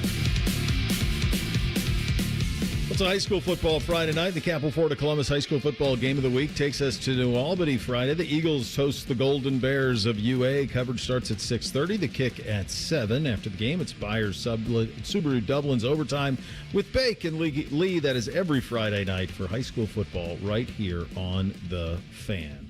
Any other games that jump out this week, Bake, as you're getting set? There are a couple. I know the game that's maybe most surprising, Bo. Like if most people would have told you that Berlin and Liberty were playing tonight and both of them would be 0-3, I think people would be like, whoa, wait a second here. Hold on. Yeah. And that's the case with those two teams. And I think both those teams are still pretty good teams. They've just lost to really good teams so far. Yeah, wasn't Liberty's schedule's brutal? Didn't they play Glenville already? Yeah, they lost to Glenville in week 2. They lost to Olentangy week 1. And then, of course, they were our game of the week last week, and they lost to Gahanna, who's always one of those teams that's right there. Yeah. All right. There you go on your Friday night. As boy, we've had as good a start as you're going to want for it. The weather's been just spectacular. Probably the best weather start to high school football season I can ever recall, where there just hasn't been a single day where it's been hot and sweaty. They've all been great. The crazy thing is this will probably be the warmest Friday night they've had so far. Yeah, you're right. You're right. I think it probably will be. The Buckeyes trying to stay warm and hot offensively. They spun it up and down the field last week against Grambling, and I think kind of an introductory course of what this team is going to be as the season goes along. There's just too many weapons on the outside. The offensive line is too good, and Julian Sayin is just way too good. Let's hear from Ryan Day first. Here he is on Julian. Ball placement, accuracy, and knocking it out of the park. I think that's one of the things we try to evaluate during the recruiting process and when we're evaluating quarterbacks is ball placement. It's just so important in terms of accuracy. It's one of those things that I've seen some guys develop it as time has gone on, but it's one of those things usually is something that people have. It's innate, and there's anticipation, there's timing, there's touch, there's understanding body language. These are all the things that I think are hard to quantify, and so that's one thing we really look for in quarterbacks. And I think you've seen some of the location, and another part of it is being able to do it even though when you see it, can you mechanically make the throw when you need to? And Julian can. You've seen that. So there's more to it than just that, but we've seen him do that in practice time and time again, and that's a good sign for a young quarterback. Here is the man of the hour, the signal caller Julian Sayin on ball placement, and it's always been a strength for him. I feel like that was kind of always one of my strengths growing up and playing, but it's also timing with the receivers, so getting on the same page with them, and I think Coach Hart and Coach Fest do a great job of making sure that us quarterbacks and receivers are on the same page. And that's really the next phase of this, and this goes to kind of my point about how this schedule is set up kind of perfectly with Texas first. You do what you have to do to win that game, and then starting last week against Grambling, continue this week against Ohio. Let's start to turn ourselves into what we're going to be by the time we get to the end of this season. And then the cool part about this is you have a massive test in a couple of weeks going out to Washington to play that UW team. So what you want to see is that continued growth between quarterback and pass catcher. Here's Julian Sayin on that. It's awesome because the receivers, they're all very selfless. So, they're not someone who's going to, come off yelling at you. And if you don't see them, if you miss them. So it's good. We have conversations on the sideline, hey, this is what I saw. And then they tell me what they saw, and we're able to move on and work from there and then find a way to get them the ball the next drive. I should find I know that it was Gerd who did it. Tony Gerdeman did it. He did a breakdown of Julian Sayin's throws. He put it up yesterday on social. And here you go. Julian Sayin has thrown 39 passes this year. Only one of those passes has been off target as to be considered uncatchable. And that was a pass he threw into the turf on purpose because nobody broke open on a scramble. Yeah, that's what it looks like. There hasn't been anything where you go, well, where's that going? And it's interesting because I had somebody reach out to me yesterday. It had nothing to do with the radio, just a friend who was like, man, do you think I don't feel Julian the way that I felt Will. And I just don't see that type of leadership with him. And I was quick to point out, dude, Will Howard was a professional quarterback at Ohio State. He played an entire career at K-State before he came here. And by the way, the Will Howard that you knew and loved in December and January, I told the guy, I said, my view of that was that didn't really happen until Penn State. It really wasn't until the Penn State game that we were like, oh, Will's a follow me to freedom type guy. It was Penn State week where he said, they didn't recruit me. This one's on me. I got this. It was him in the post game. That's when he grabbed this team by the throat. I don't know that it was that way right away with him, but even if it was, you're trying to compare a 23-year-old, 24-year-old, multiple-year starting quarterback out of the Big 12 paratrooping in to a kid who graduated 6 months early, has been here for 18 months, and is still, 19 years old, 20? I mean, he's just a kid. He's figuring out his way. I think all of that stuff will come.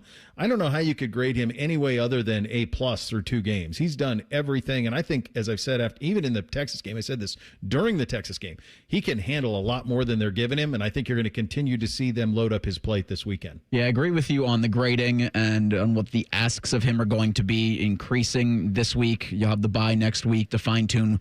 Hopefully nothing, that really – you had a red zone interception last week that you were able to go back and look at the film and say, all right, you can't do that. And so if you can correct on that this week, then everything can just be fine-tuned before you go into that game against Washington.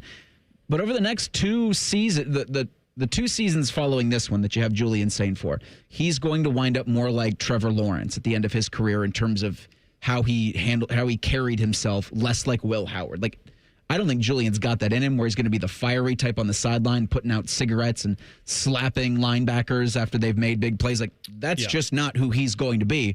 But he's going to lead the team with the cool confidence that you've seen him through the last 2 weeks.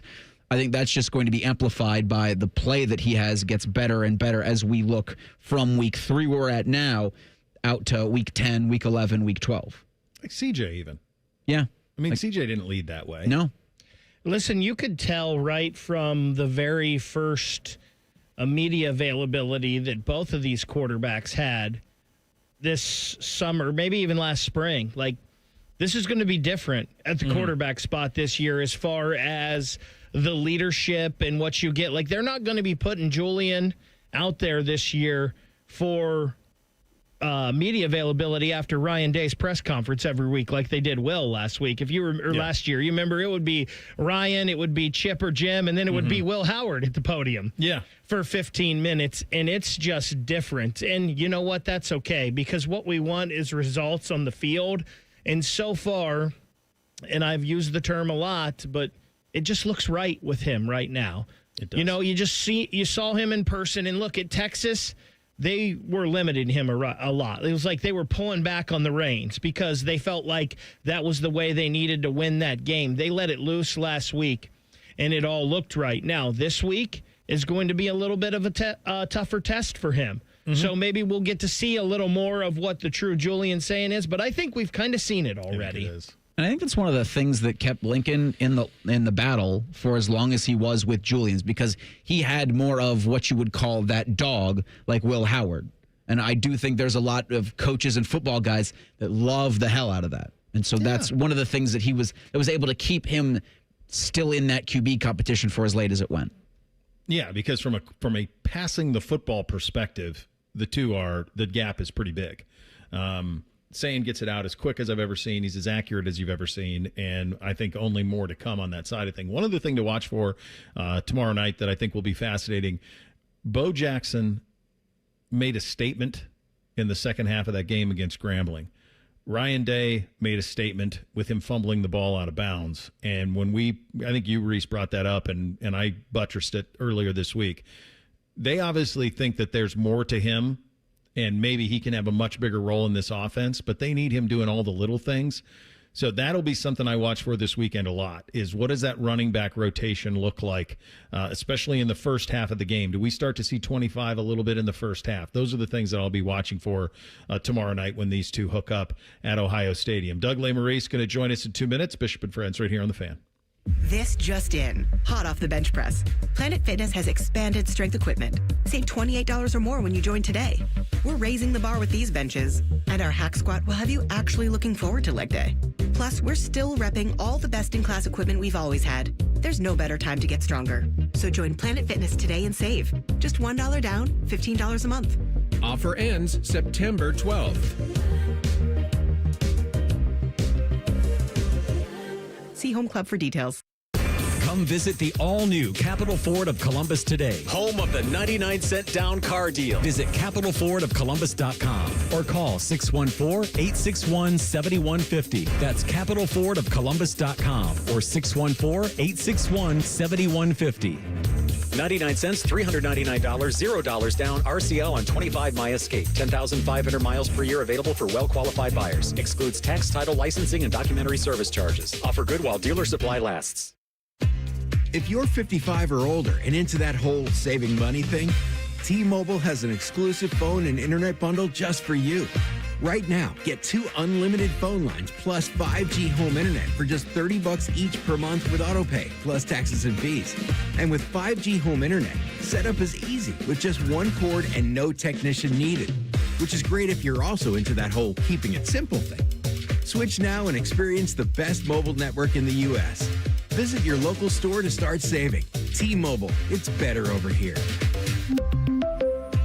Based on analysis by Ookla of speed test intelligence data Q4 2024 to Q1 2025. Ookla trademarks used under license. Unlimited on our network. Customers on voice plan may notice speeds lower than other customers and further reduction if using more than 50 gigs a month due to data prioritization. Video streams and SD on this plan. Home internet pricing after $20 a monthly bill credit plus $5 per line without autopay. Debit or bank account required. See 5G device coverage and access details at T-Mobile.com.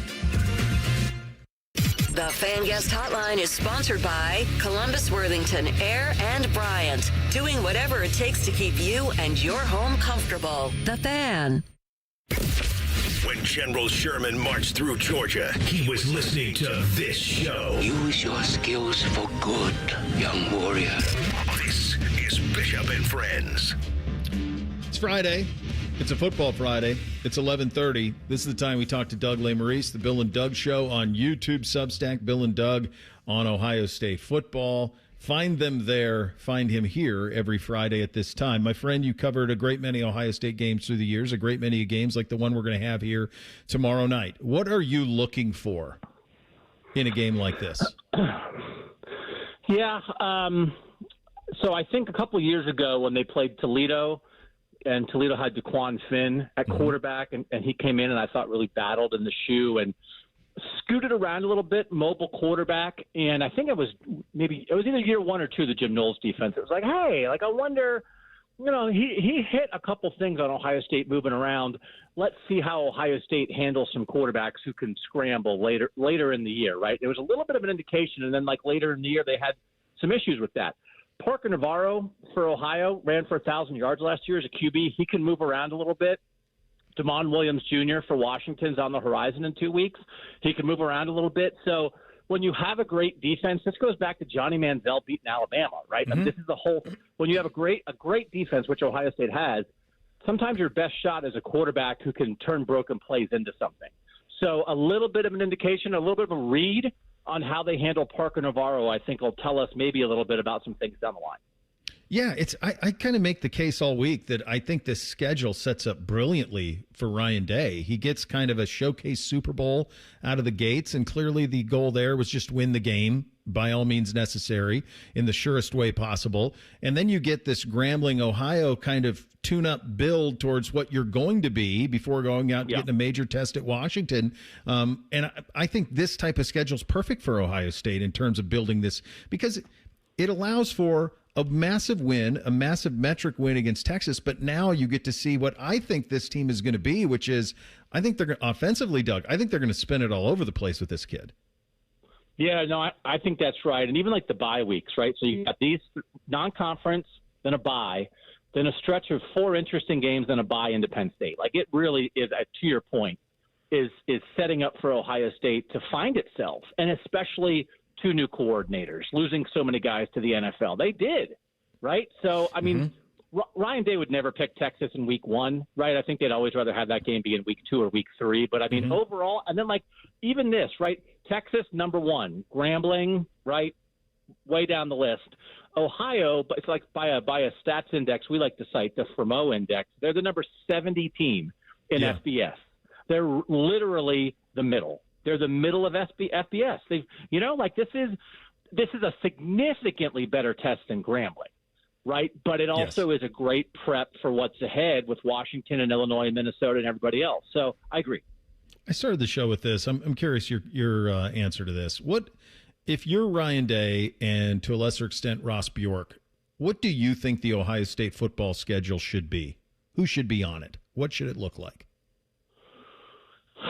Yeah, I mean, we had a big, we discussed on the Bill and Doug show this week. Should they play an Ohio team every year? We kind of think yes. We'd even like Bill Landis proposed an Ohio football festival where you could get some high school teams on Friday.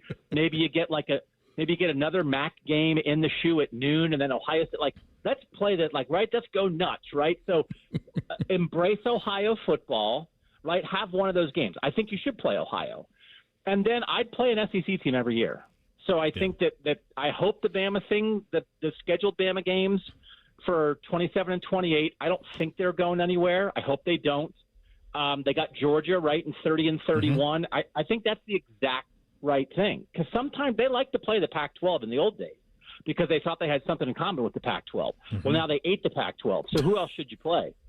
So honestly, I think there's a version of this. I kind of think they shouldn't play FCS schools at all. I know they're playing New Hampshire in 27. That's actually going to be cool for Ryan Day. But other than that, like a team like Texas, a team like a MAC team like OU, and then somebody else that's a free win, that's pretty close to ideal to me. And I think that's what they would say. Yeah, I kind of went – I think they're doing it right, too. I think they schedule absolutely the right way. I think I call them Rushmore games. So, to me, anybody else who's on, like, the college football Mount Rushmore with you that isn't in the Big Ten, schedule them. So, that's Notre Dame, Oklahoma, Texas, Bama, Georgia, those type of teams that are like really the backbone of what this sport has been. Play those every year, one of those every year, home and away. Because I do think it's important that Texas comes here and Ohio State goes down there. I agree. I think the in-state thing is a must. And then I think even – because I look at this schedule that the Big Ten laid out this week, and it's lacking. There's not a whole lot here for us to kind of put our teeth into. Meantime, the SEC's playing some hits, and I'm envious of that they're playing a little bit of hits. To me, Michigan, Penn State, and Michigan State are the only ones that should be automatics. And then, Doug, I think every year they should play either Oregon or USC, but rotate the other 5 games however you want. But to me, at Ohio State, you should play Michigan, Penn State, Michigan State, and either Oregon or USC every year. Yeah, I mean, I do. I'll be curious when they get to the next round of Big Ten scheduling. I think you want to accentuate your brands. And then also, like, those good teams want a little bit of tougher schedules. And I just think, again, we just have to be realistic about what a conference means anymore. And sometimes people are like, well, if you're not playing somebody at least once every 4 years, what's the point of being in a conference with them?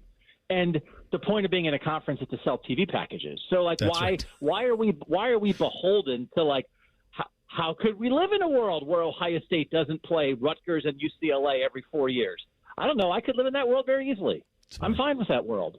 So, like, let's be adults about this. It's completely changed what it means to be a conference. So sell your TV package and then game the system a little bit to give us the games that we want and that I think the programs want. Because if you're trying to get in the playoff, you know, it's just one of those things. You want to have a couple freebies, but honestly, playing Rutgers and UCLA and Maryland and Northwestern and Purdue, like, it does not do a ton for Ohio State. We don't have to make sure they do it 6 times a decade. What did you make? Normally, when we do these hits this time of year, we're talking about games, but I did want to get this one in because you're a big picture guy, big brain on Doug. So let me ask you this. What did you make of the non-comments from Top Gun Ted this week about maybe the Big Ten saying, hey, maybe Ohio State should stop letting Purdue and Illinois and Indiana and Northwestern drink their milkshake? Yeah. Well, they're still going to share some. Like, Ohio State's going to take – right? This is what I do with my kids. My kids get a milkshake. They drink 80%. I know they're not drinking it all. And I don't need my own milkshake. That's right. I just want the last 20%. I want to taste.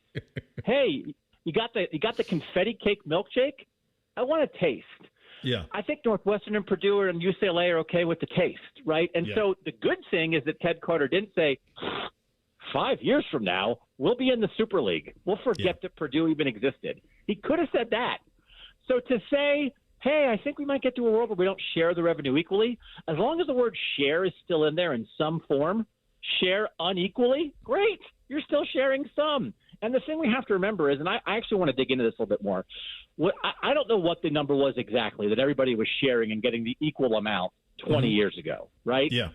It has grown so exponentially that, okay, if everybody got $20 million 15 years ago, and now Purdue's going to get $60 million, but Ohio State's going to get $110 million, I think Purdue is thrilled with the 60, right? I mean, let's be, I don't think it has to, and it's not.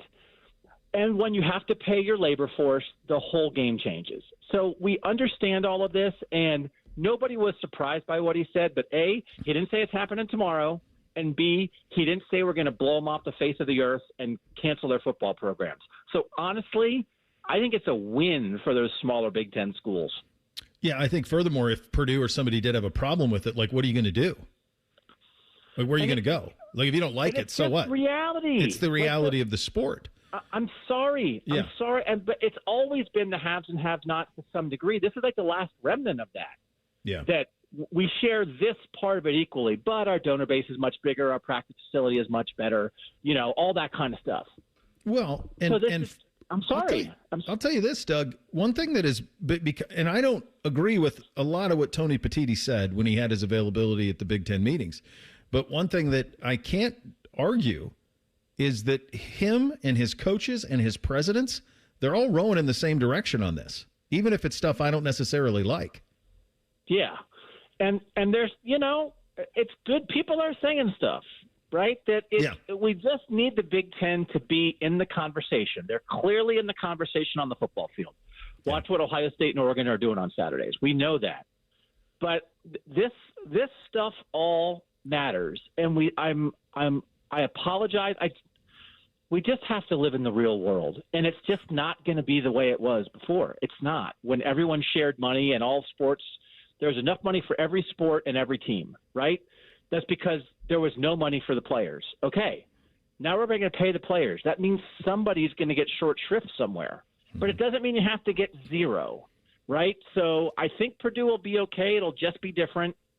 And I think, you know, the other sports, that conversation about other sports will continue. I think they'll be okay. It'll just be different. It's the way of the world, man. It is, brother. The way of the world is. I love talking to you on a Friday. Thank you so much for your time. Greatly appreciate you. See you next week. Thanks, both. All right, there he goes, Doug Lesmeries, the Bill and Doug Show on YouTube. Bill and Doug on Ohio State football on Substack as well. We'll get you 3 keys to a Buckeye victory coming up next. Bishop and Friends right here on The Fan. Protect your liver and give it the support it deserves with Active Liver from New Nordic. Find Active Liver in stores at your local CVS, Meijer Grocery, or online at Amazon or NewNordicUSA.com. The Daily Ryan Day Show is brought to you locally by your Central Ohio Toyota dealers and by Hyde Park Prime Steakhouse on The Fan, Ohio's sports destination. This is a Daily Show with Coach Ryan Day, brought to you by Safelite Auto Glass. Through 2 weeks, the offensive line, when you look at what they've done so far, how do you view the way they've played and the way they've protected?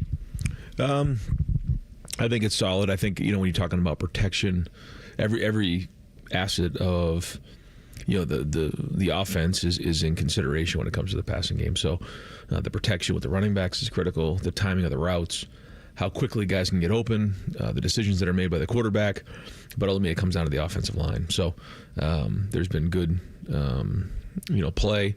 We did have some really good, speed rushers off the edge in week 1. The challenges will continue to come. It's been solid, but we all know how important this is as we move forward. And I think Coach Bowen has been doing a nice job of making sure that they're getting the looks they're going to see in the game. And nothing's perfect, so we got to keep pounding on it. But having the ability as an offensive lineman to run block, be physical, but then be athletic enough to cover guys up and pass protect is really what you need to do. And we're going to have to be able to do both at a high level this season to reach our goals. We'll have another comment in just a moment. Hi, this is Paul Keels. This Buckeye season, don't let a broken windshield ruin your game plan. Safelite Auto Glass makes it easy to get your windshield fixed with their mobile glass shops all over Central Ohio. They can come to you anywhere, giving Buckeye fans more time for game time. OH? Man, I love that. Schedule at safelite.com. Safelite Auto Glass is a proud sponsor of Ohio State Athletics. Safelite Repair, Safelite Replace. Buckeye fans, choose chill. Coors Light is cold lagered, cold filtered, and cold packaged for a smoother finish. It's got that crisp, refreshing taste that makes those moments when you choose to rise above the noise and choose chill even better. Coors Light is a proud sponsor of Ohio State Athletics, so crack one open and take a sip. Coors Light, choose chill. Celebrate responsibly. 2025 Coors Brewing Company, Golden, Colorado, beer. This is the Ohio State Sports Network, presented by the Ohio State Wexner Medical Center, the team physicians for Ohio State Athletics. Ryan, you've talked about the flexibility of the offensive line positions. Are those skill sets that can be from guard to tackle to center or other way around transferable? Yeah, we're trying to find the best 5 guys, then the best 6, then the best 7, the best 8. And when somebody can do multiple things, we may have, in our first 7 guys, you might have 3 guards, you might have 2 centers, you might have 3 tackles, because guys can do multiple things. So we've learned that that's something we had to do. I do feel like we've built some solid depth here, and it was good to see some of those guys get in the game last Saturday. This is the Ohio State Sports Network from Learfield. For over 37 years, Buckeye Nation has known Hyde Park Prime Steakhouse for serving the best steaks in the city. Our thick-cut, aged steaks are a staple in Columbus, with 3 locations in Upper Arlington, Dublin, and downtown. And just like the Buckeyes, we strive for excellence and an experience like no other. Hyde Park is proud to introduce the newly added wine room at our downtown Columbus location, where a new elegance in dining surrounds you, creating the ideal setting for any occasion or the perfect night out. Hyde Park is a proud sponsor of Ohio State Athletics. Go Bucks! Nobody has more all-wheel drive or electrified hybrid choices than Toyota. Now through September 30th, get 2.99 APR financing on a rugged new 25 Tacoma. Excludes TRD Pro and Trail Hunter. Or lease a well-equipped Tacoma SR5 for $269 a month for 36 months with $39.99 due at signing. With approved credit through TFS. Tax, title, and license extra. Call 1-888-36-TOYOTA for details or go to toyota.com. Toyota, let's go places. From sold-out stadiums under Friday night lights to more than 100,000 screaming fans on the banks of the Olentangy, America's football capital is right here in OHIO. But the greatest players and coaches of all time live in Canton at the Pro Football Hall of Fame. It doesn't matter if you spend your Sundays yelling "Hoo Day" or barking like a dog from your seats in the pound. A trip to the Pro Football Hall of Fame should be on every fan's bucket list. Plan your trip at ProFootballHof.com. The Pro Football Hall of Fame. Ignite the passion, relive the glory. If you're itching for a new vehicle this fall, you have to go see my friends at Germain Honda of Dublin. Hey, it's Anthony. I drive an awesome Ridgeline, and you can drive home the rugged 25 Ridgeline Sport with 0% APR or lease for as low as $299 a month. Or go for the looks and reliability of a 2025 Honda Accord LX, just 3.99% APR or lease it from only $199 a month. Germain Honda of Dublin on Sawmill Road, just south of 270, and GermainHondaofDublin.com. Bishop and Friends is sponsored by Diamond Seller, your true jeweler for over 75 years. The Fan, Ohio sports destination. Producers, co-hosts, friends, some of those things are true. You're listening to Bishop and Friends. All right, Reese, what are we on the poll today? Daily Fan Poll asks, who wins tomorrow night at Ohio Stadium, the Buckeyes or the Bobcats? 90% are picking the home team. What would a victory be from the Ohio perspective? Tight into the fourth quarter. Competitive? Yeah. Yeah. I still remember 08 when they were winning to start the fourth quarter. Yeah, that.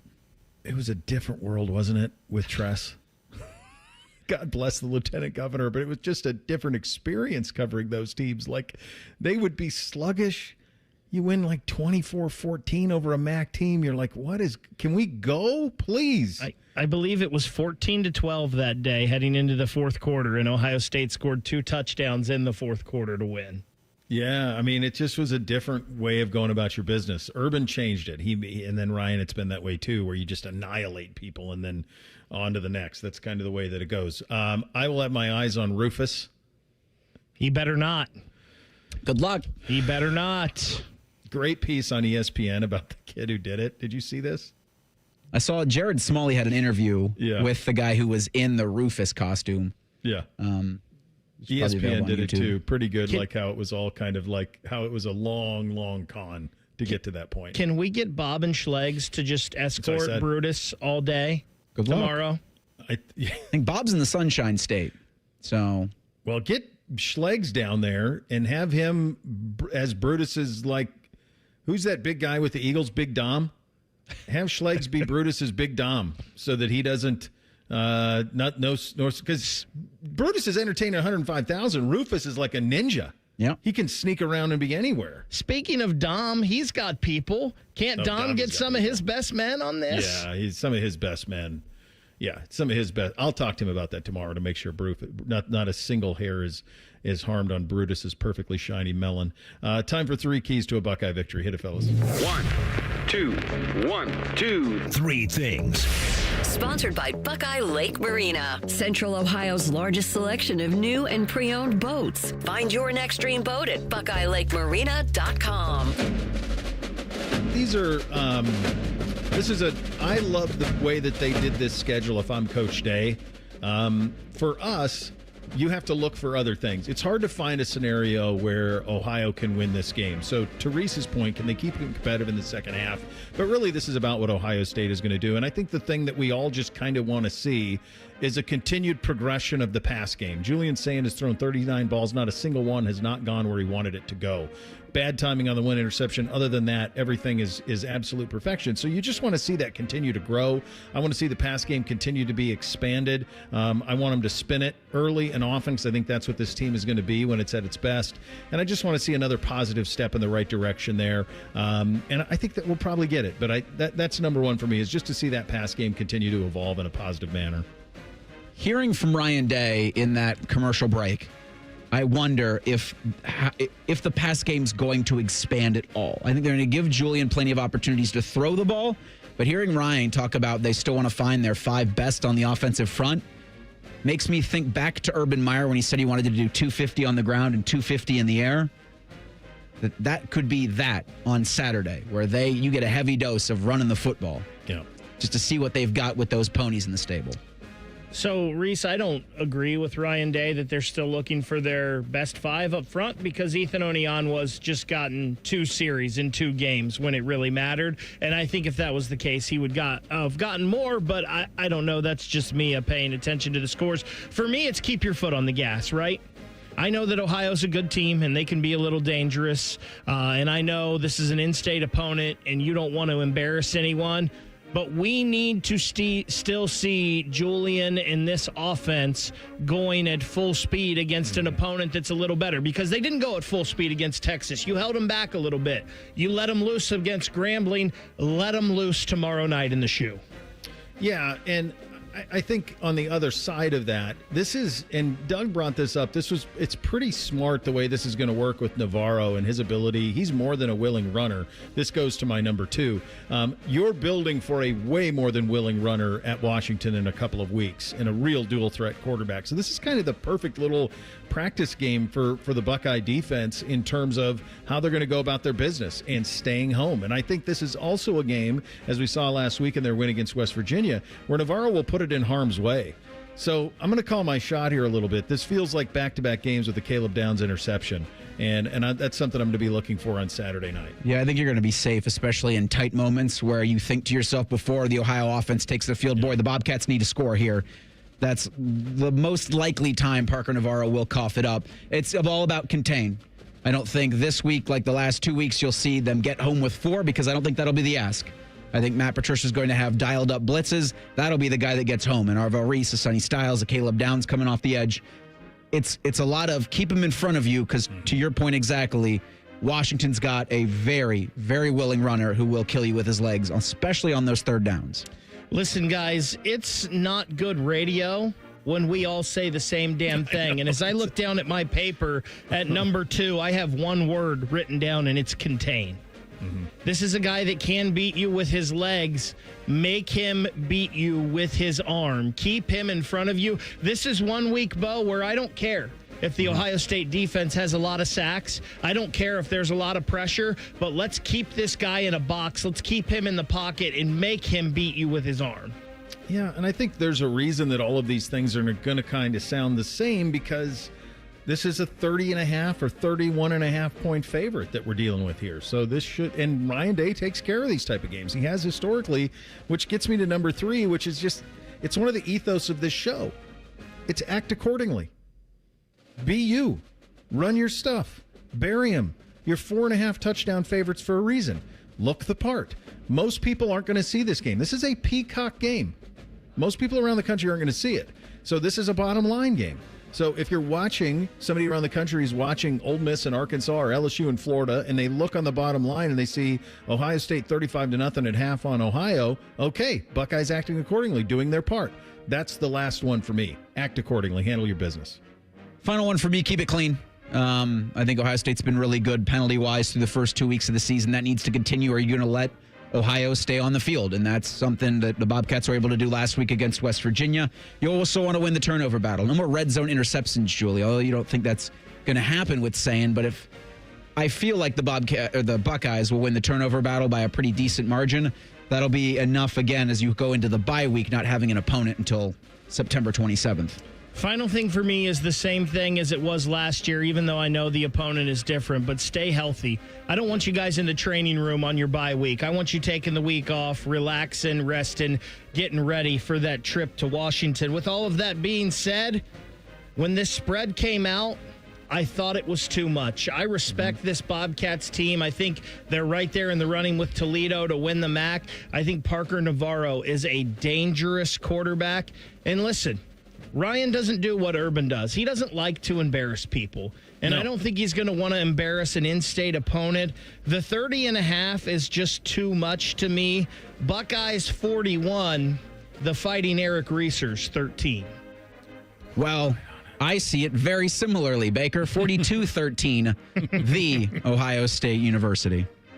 I'm going to go just the other side of it, same but a little bit different. I got one more touchdown for the Buckeyes. I got them 49-14, which puts them in Cover City just on. I think it's going to be competitive for the half, and then inevitably with these type of games, you start to push out in the second half, and I think Ohio State will do that. Enjoy your Buckeye football Saturday. Rothman and Ice are coming up next. We are back Monday to break it all down. Bishop and Friends right here on The Fan.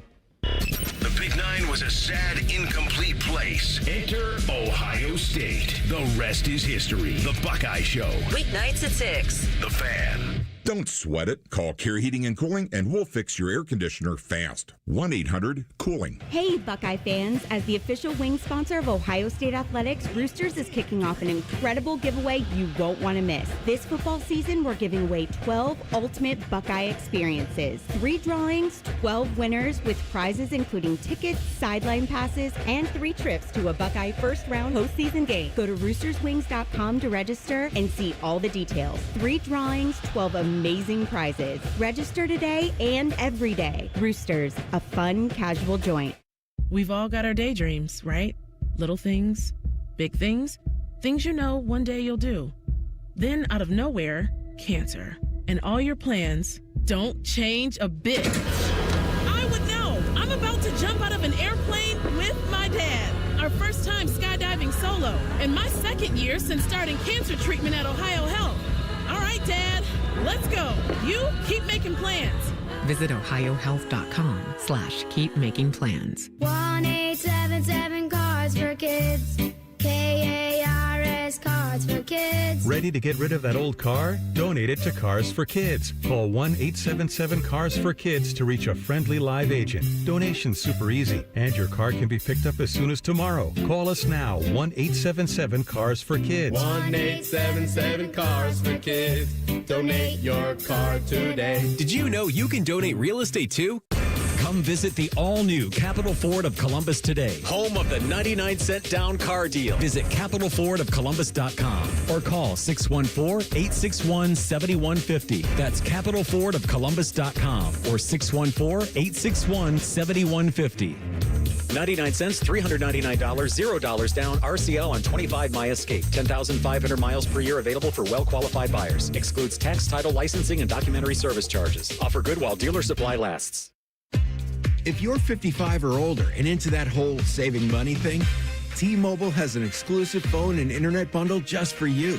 Right now, get 2 unlimited phone lines plus 5G home internet for just $30 each per month with autopay, plus taxes and fees.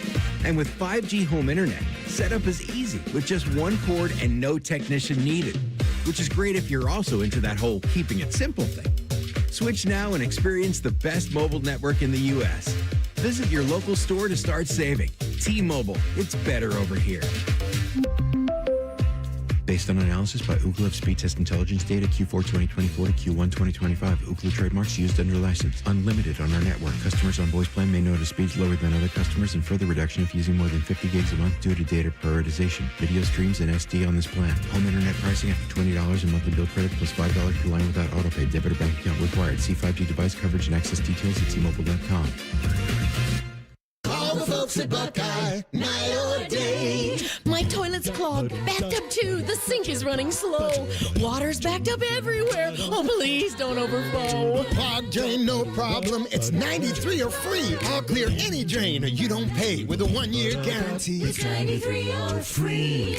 Guaranteed. Call 614-683-9911. Call the folks at Buckeye, night or day. Make this your year. Looking for a new career in the high-demand fields of IT and cybersecurity? Attend classes live, online, or on campus. Go to mycomputercareer.edu and take the free career evaluation today. Financial aid is available to those who qualify.